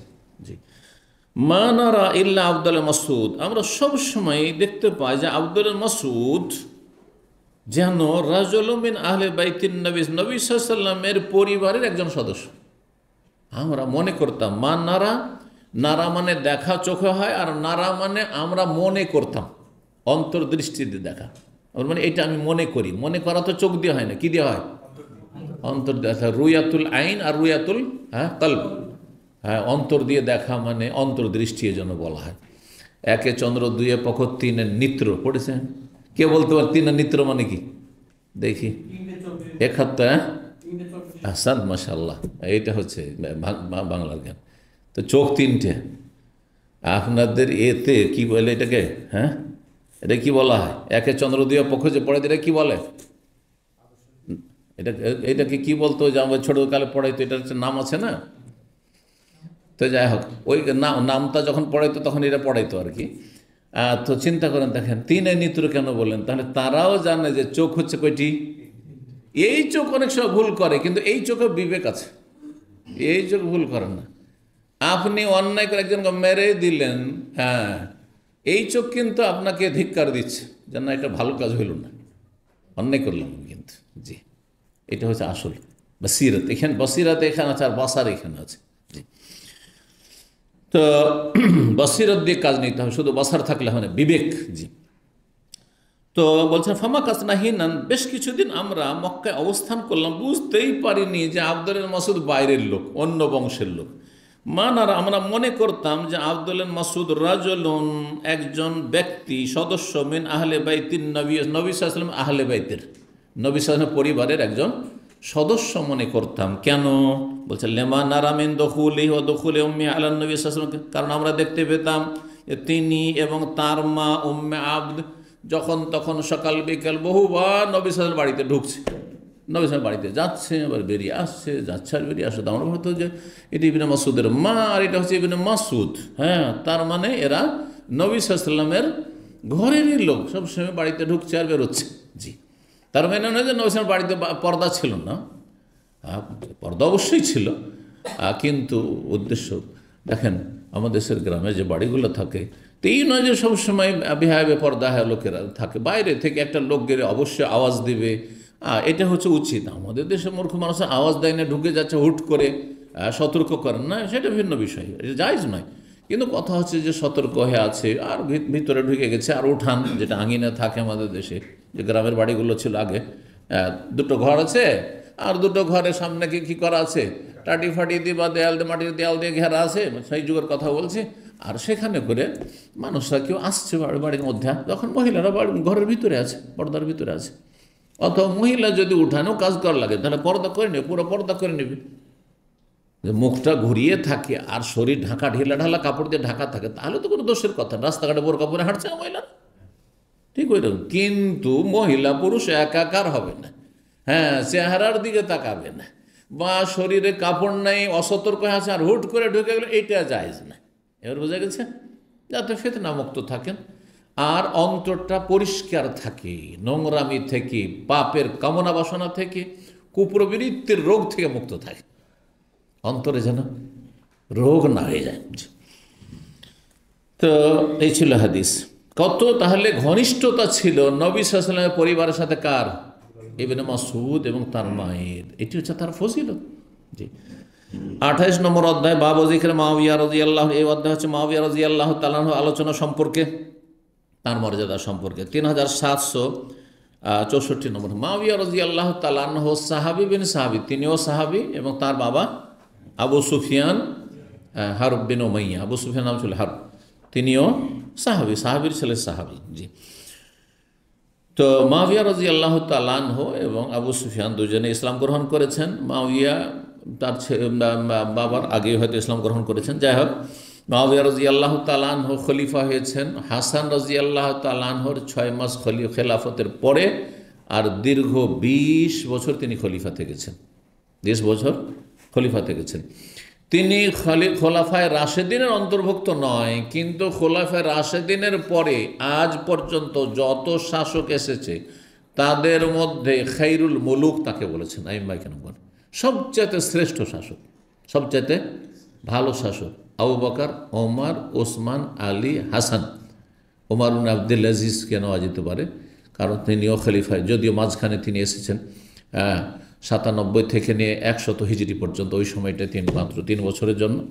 আর তারপরে সবচাইতে শ্রেষ্ঠ শাসক, যদিও তিনি রাজা ছিলেন, বাদশাহ ছিলেন, খলিফা বলা হচ্ছে এমনি আমভাবে, কিন্তু খলিফায় রাশেদ বলা যাবে না। এবং তিনি একমাত্র সাহাবী যিনি খোলাফায়ে রাশেদিনের পরে তিনি দীর্ঘ সময় ধরে খেলাফত করেছেন, দেশ পরিচালনা করেছেন, এবং তার যুগে বিশাল মুসলিমরা বিজয় লাভ করেছেন কাফেরদের ওপর, এবং মুসলিম দেশ শক্তিশালী হয়েছে, মুসলিম জাতি শক্তিশালী হয়েছে, দেশে স্থিতিশীলতা এসছে, আর শান্তি ফিরে এসছে দীর্ঘ ফিতনা আর অশান্তির পরে। ওসমান রাদিয়াল্লাহু শাহাদাতের পরে অশান্তি থেকেছে, আলী রাদিয়াল্লাহু তাআলার যুগে শান্তি কায়েম হয়নি, অশান্তি থেকেছে, সব সময় এখানে ফাটল ধরে আর কলহ বিবাদী থেকে গেছে। আর এটা থেকে মুক্তি পেয়েছে মুসলিম উম্মাহ এই দীর্ঘ 20 বছর তার খেলাফত আমলে। এগুলো ভালো দিক মুআবিয়া রাদিয়াল্লাহু তাআলা আনহুর। জি, তো আর তখনকার শাসকরা আলেম হইতেন, আজকালকার শাসকের মতো নাই, দুনিয়া জানে কিন্তু দিনের কিছুই জানে না, এমন নয়। দেখেন এই হাদিস দেখলে বুঝবেন। ইবনে আবি মুলাইকা বলছেন তাবে আও তারা মুআবিয়া তো বাদাল এশা রাকাতিন, মুআবিয়া রাদিয়াল্লাহু এশা পরে 1 রাকাত শুধু বেতর পড়লেন, এক রাকাত, শুধু বিচ্ছিন্ন এক রাকাত বেতর পড়লেন। হানাফি মসজিদে শুধু এক রাকাত যদি বেতর পড়েন তো সবাই অবাক হয়ে যাবে। আর যদি পারে তো আপনার সাথে মারামারি লাগিয়ে দেবে, কোন নামাজ পড়লে তুমি এক রাকাত বা নামাজ হয় নাকি, বলবে না বলবে না। ইবনে আবি মুলাইকার ওই রকমই জানা ছিল, বেতর মানে 3 পড়তে হবে, 2 পড়ে তারপরে 1 পড়বে, 2 পড়ে তারপরে 1 পড়বে। তিনি জানতেন না যে কোনো ব্যক্তি শুধু 1 পড়ে তবুও জায়েজ, এটা জানা ছিল না এই তাবেঈর। তো মুআবিয়া রাদিয়াল্লাহু তাআলা এশা পরে শুধু 1 রাকাত পড়লেন। ওয়া ইনদাহু মাওলা ইবনে আব্বাস, সেই সময় তার পাশে আব্দুল্লাহ বিন আব্বাস রাদিয়াল্লাহু তাআলা আনহুর একজন স্বাধীনকৃত গোলাম ছিল, হতে পারে সে নাফে মাওলা ইবনে আব্বাস। ফাকালা, বা অন্য কেউ হবে, নাফে তো ইবনে ওমর রাদিয়াল্লাহু আনহু স্বাধীনকৃত গোলাম ছিল, তার নাম এখানে আসেন। বলছেন ফাআতা ইবনে আব্বাস, তারপরে আব্দুল্লাহ বিন আব্বাস রাদিয়াল্লাহু তাআলা আনহুর কাছে নিজের মালিকের কাছে আসলেন সেই গোলাম, এসে বললেন যে এইরকম ব্যাপার। কি ব্যাপার? যে মুআবিয়া রাদিয়াল্লাহু এশা পরে মাত্র 1 রাকাত বেতর পড়লেন। ফাকালা, তখন আব্দুল্লাহ বিন আব্বাস প্রখ্যাত সাহাবী, মুফাসসির, সাহাবায়ে কেরাম সবচেয়ে বড় মুফাসসির, তাফসীরবিদ, তিনি বলেন দাহু, তার কথা ছেড়ে দাও, তার সম্পর্কে তোমরা এইসব আলোচনা করতে যেও না। ফাইন্নাহু কাদ সাহিবা রাসূলুল্লাহ, কারণ তিনি রাসূলুল্লাহ সাল্লাল্লাহু আলাইহি ওয়াসাল্লামের সাহচর্য পেয়েছেন, লাভ করেছেন, রাসূলুল্লাহ সাল্লাল্লাহু আলাইহি ওয়াসাল্লামের সাহাবী ছিলেন, তার কাছে জ্ঞান আছে, এমনি করছেন, এমনি আমল করেছেন তিনি। 3765 নম্বর হাদিস ইবনে আবি মুলাইকা বর্ণনা করছেন ওই আগের হাদিসটি। কিলাল ইবনে আব্বাস, আব্দুল্লাহ ইবনে আব্বাসকে বলা হলো, হাল্লাকা ফি আমিরুল মুমিনিন মুআবিয়া ফাইন্নাহু মা আওতারা ইল্লা বিওয়াহিদা, আপনি কি আমিরুল মুমিনিন মুআবিয়ার সাথে কথা বলেন? তখন তাহলে মুআবিয়া রাদিয়াল্লাহু খেলাফত আমল চলছে, খলিফা তিনি, আর খলিফার সাথে সবাই তো কথা বলতে সাহস করে না। হ্যাঁ, তো এরা তো যেহেতু জুনিয়র তাবেঈ, সাধারণ মানুষ, বলছে আপনি কি একটু মুআবিয়া রাদিয়াল্লাহু তাআলার সাথে কথা বলবেন? কি বিষয়ে? ফাইন্নাহু মা আওতারা ইল্লা বিওয়াহিদা, তিনি শুধুমাত্র 1 রাকাত বেতর পড়ছেন, শুধু 1 রাকাত বেতর পড়ছেন। জি। কালা, তখন ইবনে আব্বাস বললেন, শোনো, ইন্নাহু ফাকিহ, তিনি একজন বিদ্বান পণ্ডিত মানুষ শরীয়তের, তিনি একজন আলেম। হ্যাঁ, তাকে সাধারণ মনে করিও না যে শাসক, সেই জন্য মনে ভুল করছেন, তিনি একজন ফাকিহ। জি, বলছিলাম না যে তখনকার যুগে যারা শাসক হইতো তারা আলেম হইতো। জি। আব্দুল মালিক বিন মারওয়ান, এ তো সাহাবি আলেম ফাকিহ। আব্দুল মারওয়ান খলিফা হওয়ার আগে রাজবংশের লোক, সে রাজাবংশের লোক, এই উমাইয়া বংশের। তিনি এবং ইমাম মালিক সব একই ক্লাসের ছাত্র ছিলেন, সহপাঠী ছিলেন। মদিনার বড় বড় আলেমদের কাছে যেমন ইমাম মালিক পড়েছেন, তেমনি আব্দুল মালিক বিন মারওয়ান পড়েছেন। তো আব্দুল্লাহ মালিক বিন মারওয়ান বলতেন যে আমরা দুনিয়া নিয়ে আর এই রাজত্ব নিয়ে ব্যস্ত হয়ে আমরা ইসলামের এলেম থেকে বঞ্চিত থাকলাম, আর আমার সহপাঠী একই সাথে লেখাপড়া করেছি ইমাম মালিক, হ্যাঁ, গোটা মুসলিম উম্মার এত বড় ইমাম হয়ে গেল। বুঝতে পারছেন? জি হ্যাঁ। এখন আলেমরা যদি ব্যবসায় লেগে যায়, বেশি লাগবে না, 5টা বছরে যা পড়েছিল সব খেয়ে ফেলবে, সব শেষ হয়ে যাবে। বুঝতে পেরেছেন না? এলেম চর্চা করছি সেই জন্য বাড়তে আসে, আর না হলে যদি ব্যবসাতে লেগে যায়, দুনিয়াদারিতে লেগে যায়, সব যাবে। আর যদি দুনিয়ার ক্ষমতার পিছনে ছুটি হয়, সব যাবে সব। কারণ অনেক হুজুরের আজকাল আছে, হ্যাঁ, যখন অবস্থার পরিবর্তন ঘটেছে, এখন স্বপ্ন দেখছে যে আমরাও একটু এমপি হব, আমরা একটু মন্ত্রী মিনিস্টার হব, সবাই ভোগ করলো, হ্যাঁ, জামাতিরাও ভোগ করলো, 3 মন্ত্রী পেলো, আর 18টা তারা এমপি হলো, আমরাও হওয়ার চেষ্টা করি। কিছু আহলে হাদিস এরকম আছে, বুঝতে পারছেন না?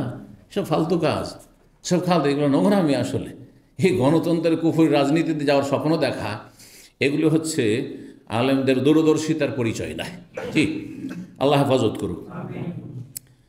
3766 নম্বর হাদিস মনে বলছেন মুআবিয়া রাদিয়াল্লাহু তাআলা আনহু, তিনি বলছেন, ইন্নাকুম লা তুসাল্লুনা সলাতান লাকাদ সাহিবনা নাবিয়্যা ফামা রাআইনা ইউসাল্লিহা, তোমরা এমন একটি নামাজ পড়ছো তোমরা যে আমরা নবী সাল্লাল্লাহু আলাইহি ওয়াসাল্লামের সঙ্গী হয়েছি, সাহচর্য লাভ করেছি, ফামা রাআইনা ইউসাল্লিহা, কিন্তু নবী সাল্লাল্লাহু আলাইহি ওয়াসাল্লাম তো পড়তেন না, সেই নামাজটি তো নবী সাল্লাল্লাহু আলাইহি ওয়াসাল্লাম পড়তেন না।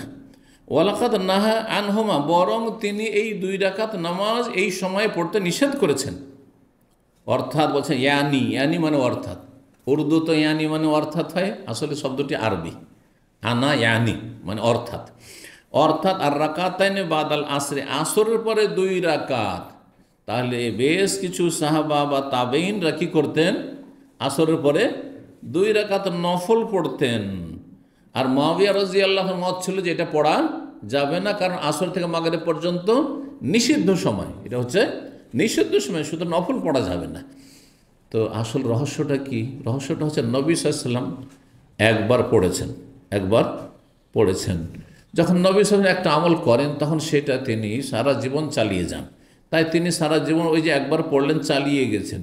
এটা নবী সাল্লাল্লাহু আলাইহি ওয়াসাল্লামের সাথে খাস ছিল বিষয়টি। অনেকে মনে করেছে যে নবী সাল্লাল্লাহু আলাইহি খাস না, আমরাও করতে পারি, তাই তারাও পড়তে থেকেছে দেখে।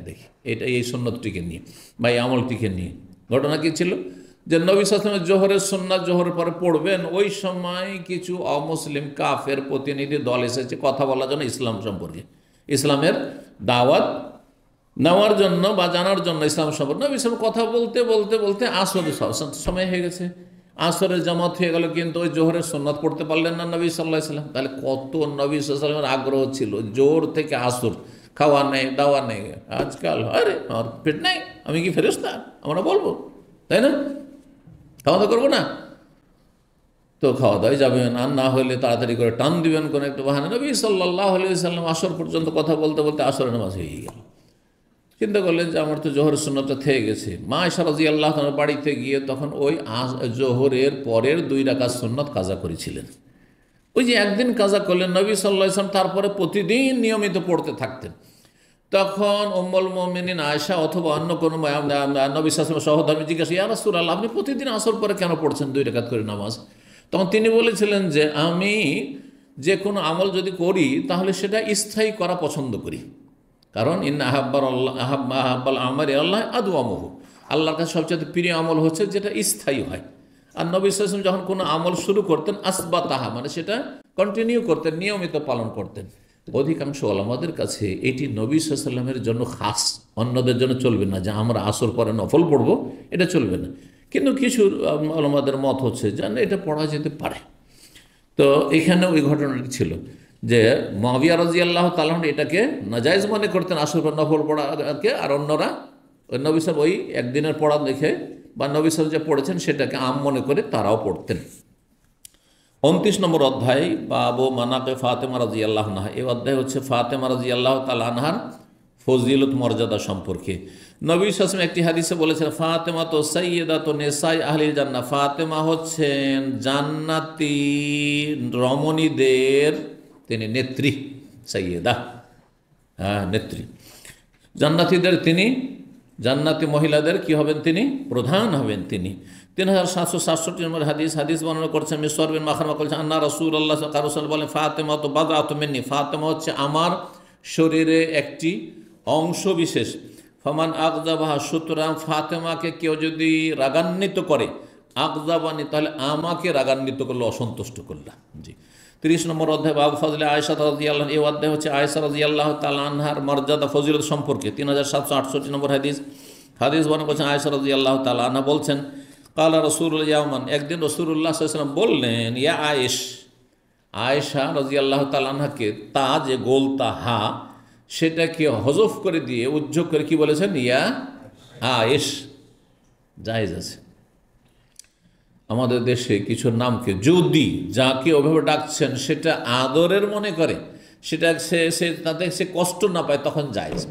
যেমন আমাদের দেশে সোমাইয়ার নামকে অনেকে সুমি বলে ডাকে, সমু বলে ডাকে, ফাতেমাকে ফাতু বলে ডাকে, ডাকে না? তো জায়েজ আছে যদি সে কষ্ট না পায়, রাগ না করে। কিন্তু যদি রাগ করে তাহলে জায়েজ নয়। যেমন নাম বিকৃত করছেন আপনি, ডাকবেন না আপনি। জি, এটা আপনাকে বুঝতে হবে। তো নবী সাল্লাল্লাহু আলাইহি ওয়াসাল্লাম এটাকে তারখিম বলা হয়, আরবি গ্রামারে এটাকে তারখিম বলা হয়, মানে শেষ দিক থেকে হালকা করে দেওয়া ডাকার সময়। হে আয়েশা, হাজা জিবরিল, এই হচ্ছে জিবরাইল আলাইহিস সালাম, ইউকরিউকা সালাম, তোমাকে সালাম পাঠ করছেন। আমার সালামটা আপনার স্ত্রী আয়েশাকে দিয়ে দেন, পৌঁছিয়ে দেন। ফকুলতু, নবী সাল্লাল্লাহু আলাইহি সাল্লাম বাড়িতে আছেন, মা আয়েশা রাদিয়াল্লাহু তাআলা আনহার কক্ষে ঘরে, আর ওখানে জিবরাইল ওহী নিয়ে এসেছেন, সালাম বলছেন। নবী সাল্লাল্লাহু আলাইহি সাল্লাম দেখছেন, কথা বলছেন, কিন্তু আয়েশা রাদিয়াল্লাহু তাআলা আনহা দেখছেন না, দেখছেন না। ফকুল তো তখন মা আয়েশা বলছেন আমি বললাম আলাইহিস সালাম ওয়া রাহমাতুল্লাহি ওয়া বারাকাতুহু, তার প্রতিও আল্লাহর পক্ষ থেকে শান্তি এবং রহমত বর্ষিত হোক, বরকত বর্ষিত হোক।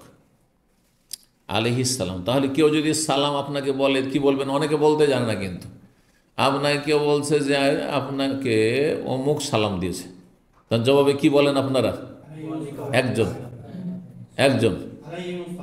আলাইহিস সালাম। হ্যাঁ, যদি একাধিক হয় তখন আলাইহিম বহু বচন, আর একজন হলে আলাইহিস সালাম, যেমন আলাইহিস সালাম ওয়া রাহমাতুল্লাহি ওয়া বারাকাতুহু, এটাই যথেষ্ট। কিন্তু কোনো রিওয়ায়াতে রয়েছে যে যেই ব্যক্তি বহন করে কষ্ট করে নিয়ে এসে সালামটা পৌঁছালে ওকেও দিয়ে দেন, সে যেন ওয়া আলাইকা ওয়া আলাইহিস সালাম, আপনার ওপরেও হোক আর ও তারও ওপর হোক, যিনি সালাম পাঠিয়েছেন তার ওপরেও সালাম এবং রহমত বরকত কি হোক? বর্ষিত হোক। এবার বোঝা গেছে? তাহলে কি বলবেন সবচেয়ে ভালো? ওয়া আলাইকা ওয়া আলাইহিস সালাম, ওয়া আলাইকা ওয়া আলাইহিস সালাম ওয়া রাহমাতুল্লাহি ওয়া বারাকাতুহু। ওয়া রাহমাতুল্লাহি ওয়া বারাকাতুহু বলেন না বলেন সেটা আপনার ইচ্ছা। ওয়ালাইকুম আসসালাম বললে যেমন হয়ে যায়, ওইরকম ওয়া আলাইকা ওয়া আলাইহিস সালাম বললে হয়ে যায়, 10 নেকি হয়ে গেল। 30 যদি চান তাহলে পূর্ণ বলবেন। 3769 নম্বর হাদিস। হাদিস বর্ণনা করেছেন আবু মুসা আশআরী রাদিয়াল্লাহু তাআলা, তিনি বলেন কামালা মিনার রাজালি কাসীর, পুরুষদের অনেকেই পূর্ণতা লাভ করেছে, পুরুষদের মধ্যে অনেকেই বিশিষ্ট জন হয়েছেন, মানে আম্বিয়া রসুলগণ। হ্যাঁ, হাজার হাজার লক্ষ লক্ষ নবী এসেছেন, 1,24,000 এই মর্মে যে রিওয়ায়াতগুলি রয়েছে, বলা যেতে পারে যে আনুমানিক এরকম। তো পুরুষদের মধ্যে অনেকে পূর্ণতা লাভ করেছেন মানে নবী রসুল হয়েছেন, কিন্তু মহিলাদের মধ্যে কেউ নবী হয়নি। নবী ছাড়াও পুরুষদের মধ্যে অনেকে আল্লাহর নেক বান্দা যারা শ্রেষ্ঠত্ব লাভ করেছেন, সাহাবায়ে কেরামগণ, হ্যাঁ, আশরা মুবাশশারা, বদরি সাহাবী 313 জন ইত্যাদি। ওয়ালাম ইয়াকমুল মিনান নিসা, কিন্তু নারী জাতির মধ্য থেকে পূর্ণতা লাভ করেনি মাত্র হাতে গোনা কয়েকজন ছাড়া। ইল্লা মারিয়াম বিনতে ইমরান, ইমরানের কন্যা মারিয়াম রাদিয়াল্লাহু আনহা বা আলাইহিস সালাম, ওয়া আসিয়া তো ইমরাতু ফিরাউন, ফিরাউনের স্ত্রী আসিয়া রাদিয়াল্লাহু আনহা, আর কে? খাদিজা অন্য রিওয়ায়াতে রয়েছে, এখানে নেই। আর আয়েশা রাদিয়াল্লাহু তাআলা আনহার ফজিলত রয়েছে, অন্যভাবে বর্ণনা করেছে ওয়াফাজুল আয়েশা তাআলান নিসা, এবং আয়েশা রাদিয়াল্লাহু তাআলা আনহার শ্রেষ্ঠত্ব ফজিলত মর্যাদা হচ্ছে সমস্ত নারীদের ওপর ওই রকমই কাফাজলি সারিদ আলা সাইরি তাম, যেমন সমস্ত খাবারের ওপর শ্রেষ্ঠত্ব রয়েছে, গুরুত্ব রয়েছে, মূল্য রয়েছে কিসের? সারিদ খাবারের। সেই যুগে, আজকালকার যুগের সাথে মিলালে হবে না, আজকাল অনেক রকমের খাবার চলে এসেছে, সুতরাং ও সারিদ অনেক পিছিয়ে গেছে, তাই না? কিন্তু নবী সাল্লাল্লাহু আলাইহি সাল্লামের জামানায় যখন এই হাদিস বলে, তখন সবচাইতে ভালো খাবার ছিল আরবদের সারিদ। সারিদ কি হইতো? রুটিগুলোকে টুকরো টুকরো করে ভেঙে নেওয়া, রুটি ভেঙে নেওয়া, আর তারপরে হ্যাঁ গোস্ত তৈরি করা, গোস্ত তৈরি করে গোস্ত পাকিয়ে গোস্তে ওই রুটির টুকরোগুলো ছেড়ে দেন, রুটির টুকরোগুলো একটু সিদ্ধ হয়ে যাবে তার সাথে, আর গোস্তের ঝোলের সাথে মিশিয়ে যাবে, আর তারপরে খান। এটার নাম কি? সারিদ। এটাকে সারিদ বলা হয়। যেমন আমরা ছোটোকালে যখন তরি তরকারি অভাব হইতো, তখন ডালের অভাব ছিল না, আমাদের অঞ্চলে খুব বুটের ডাল হইতো। হ্যাঁ, মসুর চাইতে বেশি বুট হইতো, প্রচুর বুট হইতো কিন্তু আমাদের এলাকায়, কারণ জমি জায়গাগুলো ভালো। তো আপনার এই শীত সিজনটা হচ্ছে এটা বুটের চাষের সময়, তো এত বুট হইতো যে কিছু না থাকলে বুটের ডাল আছে, ওই বুটের ডাল, আর না হলে বুটের ওই আটা এর মতো করে, ফুলের মতো করে, ফুল তো বুঝেন আরব দেশে এইরকম করে। এখন ওই রুটি হইলে ওইটাই, তখন ওই ডালে রুটিকে আমরা ভেঙে ভেঙে টুকরো টুকরো ভেঙে ডুবিয়ে দিলাম, আর তার কিছুক্ষণ রেখে দিলাম, একটু ভিজে ওতে একটা স্বাদ চলে গেলো ডালে, আর তারপরে রুটি খাচ্ছি, মজাও লাগছে, আর তার সাথে ডালও খেলাম শেষখানে যেটুকু বাঁচল। খেয়েছেন কেউ? না, সব উন্নত যুগের মানুষ আপনারা? ওহ মাশাআল্লাহ, আছে দু একজন তাহলে আছে পেছনে পিছনে, আমাদের বয়সের তো আর কেউ দেখছি না, সেই জন্য বলছি আর কি। কিন্তু আলহামদুলিল্লাহ সেটাই খুব একটা সুখের যুগ ছিল, আলহামদুলিল্লাহ। সেটা অনেক ভালো হয়েছে লবণ রুটির চাইতে, তার পেছন দিয়ে একটু ব্যাক সাইডে গেলে লবণ রুটি, আর তার গুড় দিয়ে রুটি, আর চিনিতে পানি দিয়ে ভিজিয়ে ওই ডুবিয়ে ডুবিয়ে রুটি, ও যুগ ছিল। সব যুগ পার করে আলহামদুলিল্লাহ আলা কুল্লি হাল, জাযাকুমুল্লাহ খায়র। তো এই ছিল হাদিস। সুবহানাল্লাহ। 3770 নম্বর হাদিস। হাদিস বর্ণনা করেছেন আব্দুল্লাহ বিন আব্দুর রহমান আন্নাহু সামিআ আনাস বিন মালিক, তিনি আনাস বিন মালিক রাদিয়াল্লাহু তাআলা আনহু বলতে শুনেছেন, সামিউতু রাসূলুল্লাহ ইয়াকুল, রাসূলুল্লাহ সাল্লাল্লাহু আলাইহি ওয়াসাল্লাম বলতে শুনেছি, ফাযলু আয়েশা তাআলা নিস কা ফাযলি সারিদ আলা সাইরিত তাম, আয়েশা রাদিয়াল্লাহু তাআলা সমস্ত নারীদের ওপর ফজিলত মর্যাদা হচ্ছে ওই রকমই যেমন সমস্ত খাবারের ওপর সারিদ খাবারের ফজিলত বা মর্যাদা। 3771 নম্বর হাদিস বর্ণনা করেছেন কাসেম বিন মুহাম্মদ, তিনি মদিনার বড় ইমাম ফাকিহ ছিলেন তাবেঈনদের মধ্যে। কয়জন ছিলেন? এটাকে বলি 7 জন। 7 জনের একজন কাসেম বিন মুহাম্মদ বিন আবু বকর রাদিয়াল্লাহু তাআলা আনহু, আবু বকর সিদ্দিকের নাতি, মানে ছেলের ঘরের নাতি, পোতা। যারা পোতার ভাষা বুঝেন, গোপালগঞ্জওয়ালারা বুঝে, আর আমাদের রাজশাহী মালদহের লোকেরা বুঝেন পোতা, জি। তো কাসেম বিন মুহাম্মদ, হুম ওবাইদুল্লাহ, উরওয়াত, কাসেম, সাঈদুন, আবু বকরিন, সুলাইমান ও খারিজা, এই 7 জন। কাসেম বিন মুহাম্মদ, আরেকজন ছিলেন ওবাইদুল্লাহ, জি, ওবাইদুল্লাহ ইবনে আব্দুল্লাহ ইবনে উতবা বিন মাসউদ, উনি ছিলেন আব্দুল্লাহ মাসউদের ভাতিজা। আয়েশা রাদিয়াল্লাহু তাআলা আনহা সম্পর্কে বলছেন, তিনি ইশতাকাত, একদিন অসুস্থ হলেন। আয়েশা রাদিয়াল্লাহু তাআলা আনহা কি হলেন? অসুস্থ, মানে এমন অসুস্থ যেটা ছিল মৃত্যু রোগ, মানে সেই অসুস্থতায় তিনি ইন্তেকাল করেন। তার নবী সাল্লাল্লাহু আলাইহি ওয়াসাল্লামের ইন্তেকালের পরে, অনেক পরে, কত সালে তার ইন্তেকাল হয়েছে? আয়েশা রাদিয়াল্লাহু তাআলা আনহা, মাশাআল্লাহ, 2টি মত আছে, 57, 58, 59, এই মতগুলি আছে। তো যাই হোক, 58টি বেশি প্রসিদ্ধ।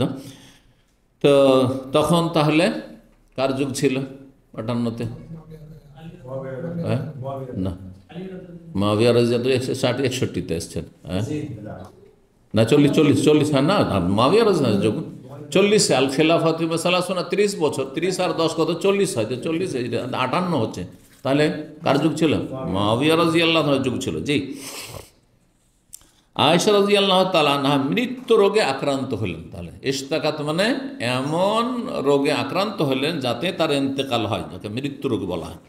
ফাজা ইবনে আব্বাস, আব্দুল্লাহ ইবনে আব্বাস রাদিয়াল্লাহু তাআলা আনহু তখন আসলেন, এসে বলে, ইয়া উম্মাল মুমিনিন, হে উম্মুল মুমিনিন, আপনি চিন্তা করিয়েন না, তাকদামিনা আলা ফারাতে সিদকিন, আপনি যাচ্ছেন, কাদেমা একদম মানে কোথাও পদার্পণ করা, যাওয়া বা আসা, আগমন করা, কদম রাখা আমরা বলি না, অমুক কদম রেখেছেন, যেটাকে পদার্পণ। কদম রাখা কেন বলা হয়? এই যে পদার্পণেরই তর্জমা কদম রাখা, পদার্পণ মানে পা রাখছেন আপনি, দেখেন না, ওটা হচ্ছে কদম রেখেছেন। উনি আমার বাড়িতে কদম রেখেছেন। তো তাকদামিন, আপনি যাচ্ছেন, আলা ফারাতে সিদকিন, ফারাত মানে যিনি আপনার আগে চলে গেছেন তাকে ফারাত বলা হয়, আপনি পরে যাচ্ছেন। আর সিদকিন মানে সত্য, সাদাকা সত্য, কিন্তু সত্যের শাব্দিক অর্থ করেও এই হাদিসের ব্যাখ্যা করা যায়। আবার কোরআনে 2টো আয়াত এরকম রয়েছে যে আয়াতগুলিতে বলা হয়েছে কাদামা সিদকিন আর মাকআদা সিদকিন। সূরা ইউনূসের আয়াত নম্বর 2 এ রয়েছে যে আন্না লাহুম কাদামা সিদকিন, আর সূরা কামার আয়াত নম্বর 55 রয়েছে যে ফি মাকআদা সিদকিন ইনদা মালিকিন মুকতাদির, শেষ আয়াত এটি সূরা কামার। তো এর অর্থ কি হয়? এখানে সত্য ওর ভাব অর্থ যেটি মফসর করেছেন সেটি হচ্ছে মর্যাদাবানের অর্থ। তো তাকদামিন, আপনি যাচ্ছেন কার কাছে? সত্যে অগ্রগামী এর কাছে, সত্যের ক্ষেত্রে অগ্রগামী। সত্যের ক্ষেত্রে অগ্রগামী হচ্ছেন মুহাম্মদ রাসূলুল্লাহ, সবার চাইতে অগ্রগামী জান্নাতের দিকে রাসূলুল্লাহ সাল্লাল্লাহু আলাইহি ওয়াসাল্লাম। তাহলে সত্য দিয়েও তর্জমা করা যায়, যেমনটা বলছিলাম। আবার কেউ কেউ ভাব অর্থ করেছেন, কারণ এখানে সেটি হচ্ছে উদ্দেশ্য। আপনি যাচ্ছেন কোথায়? আলা ফারাতে সিদকিন, মর্যাদাবান সম্মানিত অগ্রগামীর নিকট যাচ্ছেন আপনি, মানে আপনার আগে আগে রাসূলুল্লাহ চলে গেছেন, তিনি ফারাত, আর তিনি সবচেয়ে বড় মর্যাদাবান ব্যক্তি আল্লাহর কাছে, তার কাছে আপনি যাচ্ছেন। সুতরাং আপনার চিন্তা কি? তা আপনার তো আনন্দ যে আমি নবীর কাছে যাচ্ছি, আমার স্বামীর কাছে যাচ্ছি, সুবহানাল্লাহ, সৈয়দুল মুরসালিন খাতামুন নবিয়্যিনের কাছে আমি যাচ্ছি, এ বলে সান্ত্বনা দিয়েছিলেন। সুবহানাল্লাহ। আমার আম্মা রাহিমাহুল্লাহ তাআলা যখন ইন্তেকাল করে, অ্যাম্বুলেন্সে নিয়ে আসছে হাসপাতাল থেকে, আর বাঁচানো যাবে না, আমার ছোটো ভাই 8 নম্বর ভাইটি ছিল, সে আমাকে তখন টেলিফোন লাগিয়ে বলছে যে আম্মাকে এখন আর বেশি কথা বলতে পারছেন না। তো আমি শেষ কথা ওনাকে বললাম যে আর তো মনে হয় আজকে রাত্রে শেষ হয়ে যাবে না, সেদিন ফজর আগে ভোর রাত্রে ইন্তেকাল হয়েছে রাহিমাহুল্লাহ তাআলা। আল্লাহ জান্নাতুল ফিরদৌস দান করুন এবং জান্নাতে একত্রিত করুন আমাদেরকে। তো ভাই সেও যেহেতু মাদ্রাসা পড়া আলেম, যদিও মদিনা আসতে পারেনি, তকদিরে ছিল না, তো সে বলছে আম্মা আপনি কি আপনার আব্বার নাম কি বলছে, আপনার আম্মার নাম কি বলছে, মানে আমার নানির নাম, নানার নাম। তো বলছে আপনি কি আপনার আব্বাকে দেখতে চান না, আপনার আম্মাকে দেখতে চান না? বলছে হ্যাঁ দেখতে চাই, দেখতে চাই। তো বলছে আপনি তো যাবেন, তাদের কাছে যাবেন, আপনি তাদের কাছে যাবেন, এই দেখা হয়ে যাবে আপনার সাথে, খুব তাড়াতাড়ি দেখা হয়ে যাবে, নানার সাথে দেখা হয়ে যাবে, আপনার আব্বার সাথে দেখা হবে, আপনার আম্মার সাথে দেখা। সুবহানাল্লাহ, এতে কী হয়? সান্ত্বনা হয়। আমি নিজেকে সান্ত্বনা দিই। আমি যদি বহুজনকে ছেড়ে দিই তো এদের চাইতে অনেক শ্রেষ্ঠদের সাথে আমি মোলাকাত করতে পারবো ইনশাআল্লাহ, ঠিক কিনা?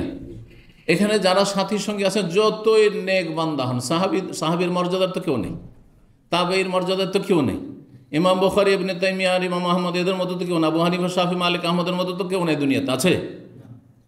হ্যাঁ।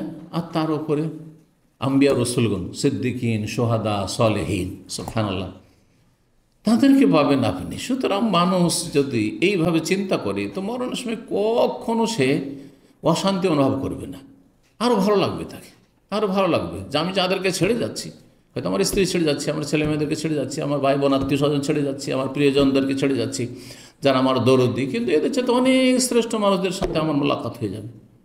কোরআনে কারীম সূরা আলে ইমরান আল্লাহ বলেছেন ওয়া ইউতিল্লাহ ওয়া রাসূলা ফাউলাইকা, যারা আল্লাহ এবং রসুলের আনুগত্য করবে। আলহামদুলিল্লাহ আমরা আল্লাহ রসুলের আনুগত্য করছি, তাওহীদ কায়েম করার চেষ্টা করছি, সুন্নত মোতাবেক জীবনযাপনের চেষ্টা করছি, শিরক বিদআত থেকে বাঁচছি ও বাঁচাবার চেষ্টা করছি জাতিকে। সুতরাং ফাউলাইকা মা'আল্লাযীনা আন'আমা আল্লাহু আলাইহিম, পুরস্কৃতদের সাথে আল্লাহ জায়গা দেবেন, মিনান নবীদের সাথে আল্লাহ জায়গা দেবেন, সিদ্দিকিনদের সাথে আল্লাহ, সাহাবায়ে কেরামদের সাথে জায়গা দেবেন, অশুহাদা শহীদদের সাথে আল্লাহ, ওহদের শহীদ, বদরের শহীদ, সমস্ত শহীদদের সাথে আল্লাহ জায়গা দেবে, যুগে যুগে যারা শহীদ হয়েছে আল্লাহর রাস্তায়। জি, অসলেহীন, আল্লাহর নেক বান্দাদের সাথে আল্লাহ জায়গা দেবে। এর চাইতে বড় কিছু আর থাকতে পারে? সুতরাং কখনো আপনি উল্টো দিকে চিন্তা করবেন না, নাহলে কষ্ট পাবেন, লাভ কিছু হবে না, তকদিরও কম বেশি হবে না। আমার হায়াত শেষ, আমার আর দোয়া করেও হবে না, আর চিকিৎসা করেও হবে না, আর সারা দুনিয়ার কোনো শক্তিও রাখতে পারবে না। সুতরাং আপনি যখন এইভাবে আপনি পজিটিভ হবেন, ইতিবাচক হবেন যে আমি তো রবের কাছে যাচ্ছি আর রবের সাথে আমি মোলাকাতকে পছন্দ করি, তো আল্লাহ আমার মোলাকাতকে পছন্দ করে। সহিহ মুসলিমের হাদিস, মান আহাব্বা লিকা আল্লাহ আহাব্বাল্লাহু লিকাহু, যে আল্লাহর সাথে সাক্ষাৎকে ভালোবাসে আল্লাহ তাকে ভালোবাসে, যে আসো তুমি আসো। সুবহানাল্লাহ। জি, 3772 নম্বর হাদিস। হাদিস বর্ণনা করেছেন আবু ওয়াইল শাকিক ইবনে সালামা তাবেঈ। তিনি বলছেন লাম্মা বাসা আলিউন আম্মারান ওয়াল হাসান, যখন আলী রাদিয়াল্লাহু তাআলা আম্মার বিন ইয়াসিরকে পাঠালেন এবং হাসানকে পাঠালেন, বড় ছেলে হাসানকে পাঠালেন কোথায়? ইলাল কুফায় পাঠালেন। কিসের জন্য? লিয়াস্তানফিরাহুম, তাদেরকে তাদের কাছে সাহায্য কামনার জন্য, যে তোমরা আমার সমর্থন করো, সাহায্য করো। ঘটনা কি ছিল? ঘটনা ছিল যে আয়েশা রাদিয়াল্লাহু তাআলা আনহাকে কিছু সাহাবায়ে কেরামগণ বুঝালেন যে আপনি যদি কুফা যান মদিনা থেকে, সেখানে গেলে একটা সমাধান হবে। কারণ উসমান রাদিয়াল্লাহু তাআলা আনহুকে মদিনায় তার ঘরে ঢুকে এইভাবে নির্মমভাবে মসজিদ নবীর পাশে শহীদ করা হলো, আর তার কেসাস নেওয়া হচ্ছে না। তো আপনি চলেন, গিয়ে আলী রাদিয়াল্লাহু তাআলা আনহুকে বলবেন যে ওসমানের কেসাস নেওয়া হোক, ওসমানের খনিদেরকে হত্যা করা হোক। তো তিনি তাতে রাজি হয়ে গেলেন। এই সিদ্ধান্তটি তার জীবনের ভুল ছিল এবং তার উপরে তিনি সারা জীবন আক্ষেপ করে বহু নেকির কাজ করেছেন, বহু গোলাম স্বাধীন করেছেন। আর যখনই তার এই কথাটি মনে পড়তো কেন আমি গেলাম, তখন তিনি কাঁদতে কাঁদতে তার সুবহানাল্লাহ কাঁদতে কাঁদতে কাপড় চোপড় ভিজে যেত একবারে, এত কান্না করতেন তিনি রাদিয়াল্লাহু তাআলা আনহু। মানুষের সিদ্ধান্তে ওহি তো আসে না, মানুষের সিদ্ধান্তে ভুল হতে পারে, যতই বড় ব্যক্তিত্ব হোক না কেন। তো তিনি ওখানে চলে গেলেন। ওখানে গিয়ে সমাধান তো হইল না, কি হয়ে গেল? দুই দল মুখোমুখি হয়ে, আর ওই খুনিরা যেহেতু জানছে এদেরকে যদি লড়িয়ে না দিতে পারি তাহলে আমাদেরকে ধরে ফেলবে। কারণ যারা ওসমান রাদিয়াল্লাহু তাআলা খুনিদের শাস্তির দাবি নিয়ে এসেছে তাদেরকে এবং এদেরকে আলী রাদিয়াল্লাহু তাআলার পক্ষে জানা আছে যারা বলছে আগে দেশকে শক্তিশালী করো এবং দেশে স্থিতিশীলতা আসতে দাও, আর বায়াত করো মুআবিয়া। মুআবিয়া ওদিকে বায়াত করছেন না, ওদিকে দামেস্কে এইরকম হয়ে আছে। তো এই দুই দলকে লড়িয়ে না দিতে পারলে আমাদেরকে তো ধরে ফেলবে, আর আমাদেরকে ধরলে তো আমাদের সবগুলিকে হত্যা করা হবে কেসাসে, কারণ দুই দল মিলে গেলে তো শক্তিশালী হয়ে গেল। সুতরাং রাতের অন্ধকারে করলো কি, এই শয়তানগুলো এরা আক্রমণ করে দিল, বুঝছেন। তো এইভাবে যুদ্ধ হয়ে গেল কিসের? জামালের যুদ্ধ, শুনেছেন নাম? হ্যাঁ, জামালের যুদ্ধ হয়ে গেল। মুসলিমের বিরুদ্ধে রাতের অন্ধকারে লড়াই। রাতের অন্ধকারে হামলা করলে ভাবলেন যে হয়তো এরাই মারলো, কিন্তু আসলে এরা মারেনি, ওই তৃতীয় পক্ষ সেই কাজ করেছে। আর এগুলো ঘটছে যখন তখন ঘটছে। সুতরাং সতর্ক সাবধান, ফেতনা থেকে সতর্ক সাবধান। ওই দিক থেকে মিছিলে হাসছে, এদিক থেকে মিছিলে হাসছে, হয় কি এরাও মানেনি ওরাও মানে, মাঝখানে তৃতীয় ষড়যন্ত্রকারী যারা এই দুটো দলকে লড়িয়ে দিয়ে নিজের স্বার্থ হাসিল করতে চায়, মাঝখানে এসে কি করলো, গন্ডগোল বাঁধিয়ে দিল, মারামারি শুরু করে দিল। বুঝতে পারলো না কার দলের, ওরা ভাবছে যে আমাদেরকে মারছেও না, হ্যাঁ, কারণ এরা তৃতীয় যারা এসছে এদেরকে মারছে, ওরকম মারছে, তো ভাবছে যে এরা এই দলের, তো এরা এই দলের, আর দুই দিক থেকে লড়াই শুরু হয়ে গেল, আর সামলানো গেল না। এই জন্য মিছিল হারাম, এই জন্য বিক্ষোভ হারাম ইসলামে, কারণ এটা আয়ত্তে রাখা যায় না। মিছিল করতে গিয়ে শান্তিপূর্ণ মিছিল বলে কোনো ভাষা নেই, কোনো বাস্তবতা নেই। কি বুঝছেন? ভাষাগুলো বুঝছেন না? বুঝছেন না? আজকাল যারা মিছিল করে তারা বলছে আমরা শান্তিপূর্ণ মিছিল করব। কখনো শান্তি বহাল রাখতে পেরেছে? অসম্ভব কথা, অসম্ভব কথা। কখনো শান্তিপূর্ণ থাকতে পারে না। আপনি শান্তি চাইছেন, অন্যরা শান্তি চাইছেন, মাঝখানে এসে ঝামেলা বাঁধিয়ে দেবে, মার খাবেন, তখন বসে থাকবেন আপনি, মারা শুরু করে দিলেন, তখন আপনার সাথীরা আপনার কথা শুনবে না, সঙ্গীরা আপনার কথা শুনবে না। শুধু শান্তিপূর্ণ কোনো মিছিল হয় না।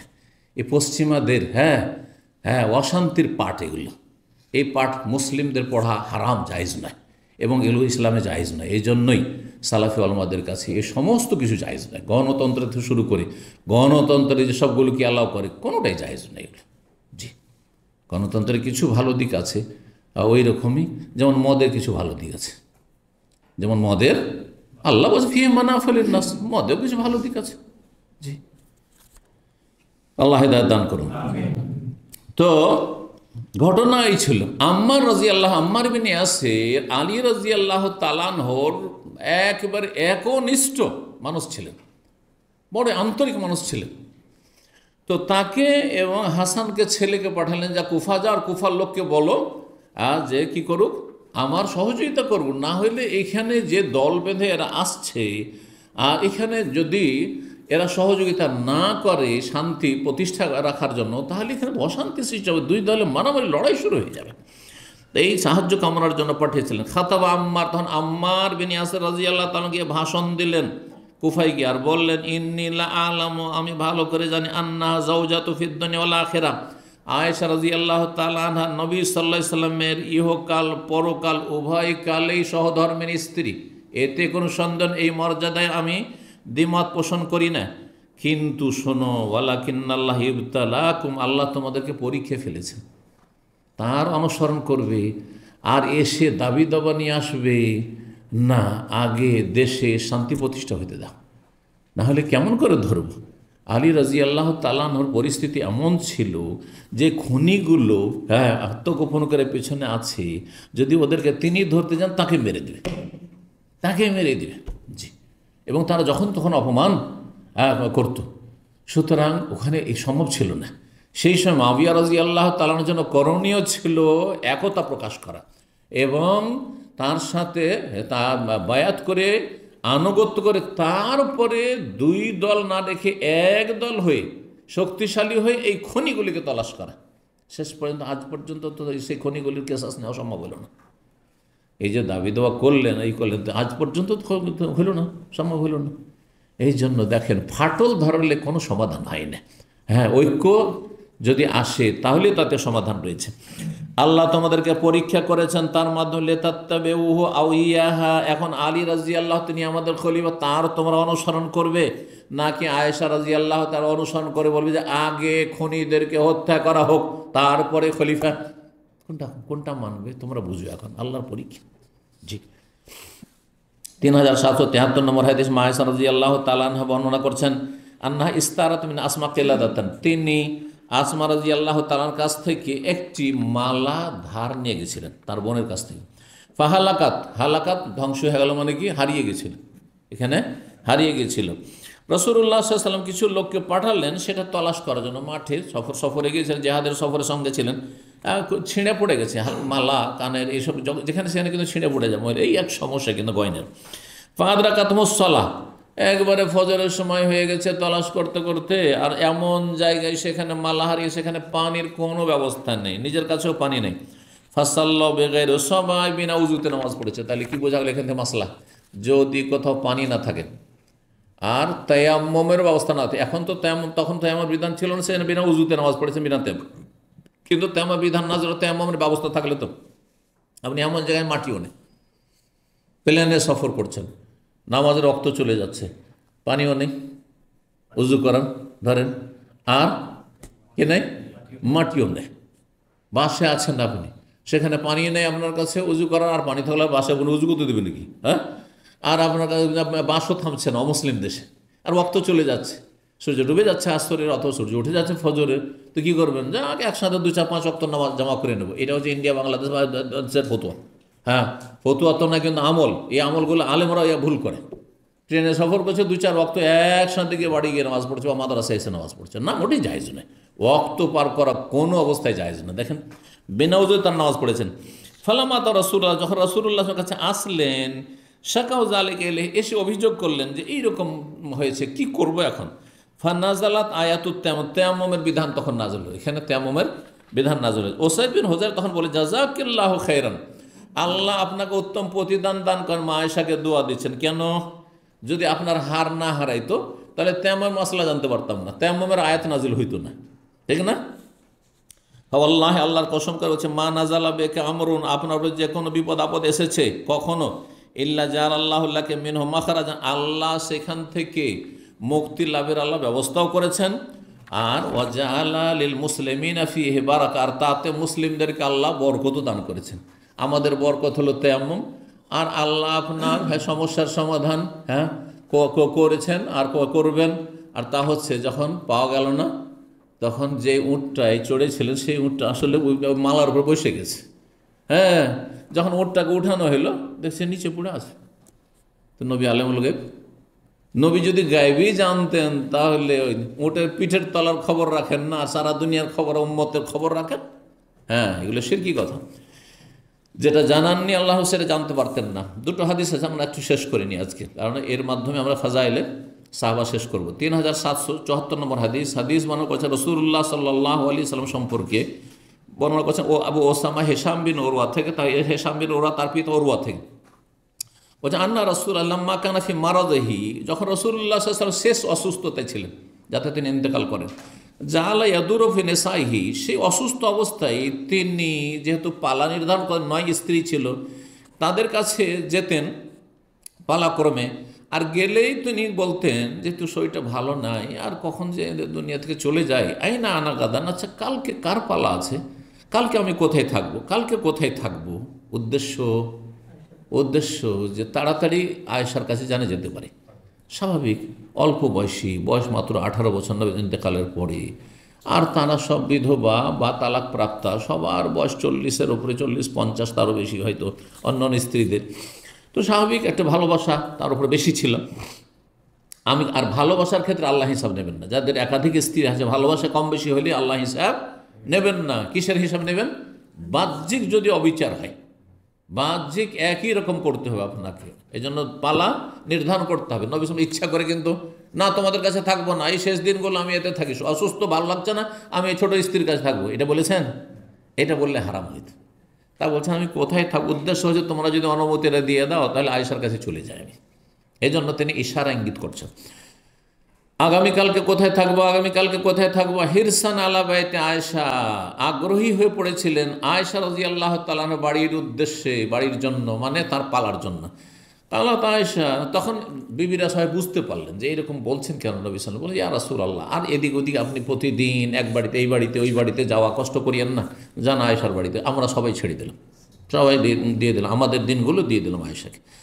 কালা আয়েশা রাদিয়াল্লাহু তাআলা বলছে, ফালাম্মা কানা ইয়াউমি সাকানা, যেই দিনটা আমার পালা ছিল, আসল পালা। অন্যের পালাগুলো কয়েকদিন তো থাকলেন নবী সাল্লাল্লাহু আলাইহি ওয়াসাল্লাম, অন্যের পালা তো আয়েশার বাড়িতে, কিন্তু যেই দিনটা আমার পালা ছিল সেই দিনে তিনি শান্ত হয়ে গেলেন, মানে তিনি ইন্তেকাল করলেন সাল্লাল্লাহু আলাইহি ওয়াসাল্লাম।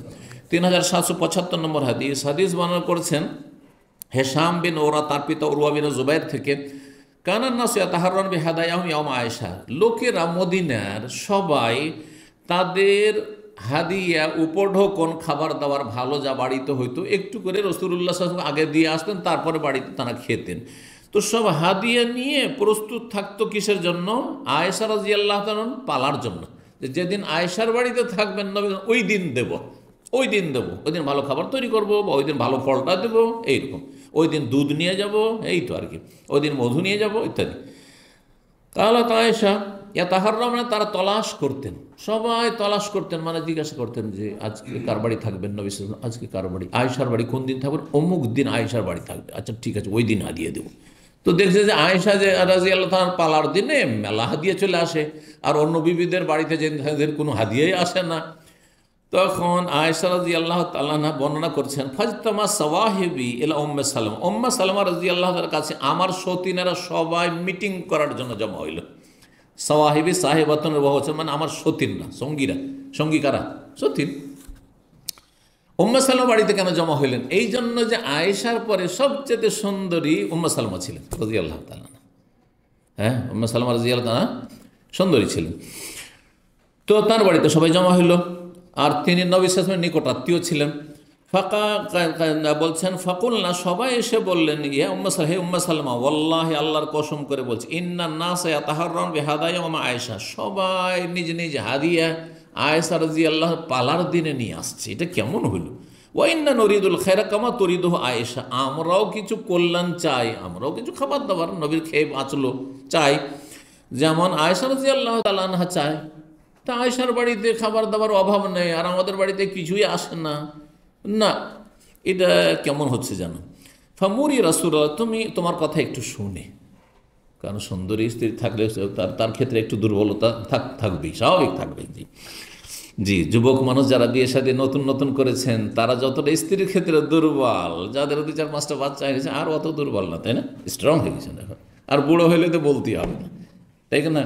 আমাদের কত ছাত্র ভাইকে দেখলাম বিয়ে করার পরে নিয়মিত সেন্টারে আসতো, কিন্তু তারপরে আর 6 মাসও সামলাইতে পারলো না, এক্সিট নিয়ে চলে গেল দেশে। ও ছাত্রকে দেখলাম। এই জন্য এলএম শিখতে হলে বিয়ে করার আগেই শিখেন, বুঝতে পেরেছেন? আর না হলে এই যে বেশি বয়স হওয়ার পরে এসেছেন, স্ত্রীর সাথে 10 বছর 15 বছর থাকার পরে এসেছেন, ও অসুবিধা নেই। এখন বাচ্চাদেরকে নিয়ে আর রুজি রিজিকে নিয়ে পেরেছেন। হ্যাঁ, এখন আর স্ত্রীকে সময় দেওয়ার চাইতে বেশি এখন পয়সা রোজগার করতে হবে। আল্লাহ বরকত দান করুন। তো বলছেন আপনি রাসূলুল্লাহ সাল্লাল্লাহু আলাইহি ওয়াসাল্লামকে বলেন, আইয়া মোরান নাস, যে মদিনার লোকদেরকে বলে দিবে একটি কথা। কি বলবে? আইয়ুহুদু ইলাইহি মাকানা, নবী সাল্লাল্লাহু আলাইহি ওয়াসাল্লাম যেখানে থাকুক না কেন যে কোনো দিন যেন হাদিয়া দেয়। এই কথা কেমন করে বলবেন নবী সাল্লাল্লাহু আলাইহি ওয়াসাল্লাম, যে তোমরা সব দিনে হাদিয়া দাও, কেন একদিনে সব বেশি করে নিয়ে আসছো? এই কথা বলার জন্য প্রস্তাব দিলেন তারা। হাইসমা দ্বারা, যেখানেই তিনি ঘুরবেন বা থাকবেন। কালাত, বর্ণনাকারী সন্দেহ, হাইসমা কানা বলেছেন না হাইসমা দ্বারা বলেছেন? কালাত বলছেন বর্ণনাকারী, মানে আয়েশা ফাজা কানাত যালিকা উম্মে সালামা লিন্নবী সাল্লাল্লাহু আলাইহি ওয়াসাল্লামের সামনে। তখন উম্মে সালামা রাদিয়াল্লাহু বিষয়টি তুলে ধরলেন, যে ইয়া রাসূলুল্লাহ, সব হাদিয়াগুলো শুধু আয়েশার বাড়িতে আসে, আমরাও তো কিছু হক রাখি। তো নবী সাল্লাল্লাহু আলাইহি ওয়াসাল্লামকে বললেন যে সাহাবায়ে কেরামদেরকে একটু বলেই দেন, আপনি বলেই দেন যে সব দিনই দিও, তোমরা যখন ইচ্ছা তখন দিও, শুধু একদিনই দিও না, বেশি করে। কালাত, উম্মে সালামা বলছেন, আয়েশা বলছেন আর না, উম্মে সালামা বলছেন এখানে, উম্মে সালামা বলছেন আর জানি, যেমনই আমি বললাম এই কথাটি, তখন নবী সাল্লাল্লাহু আলাইহি ওয়াসাল্লাম মুখটা অন্য দিকে ঘুরিয়ে নিলেন।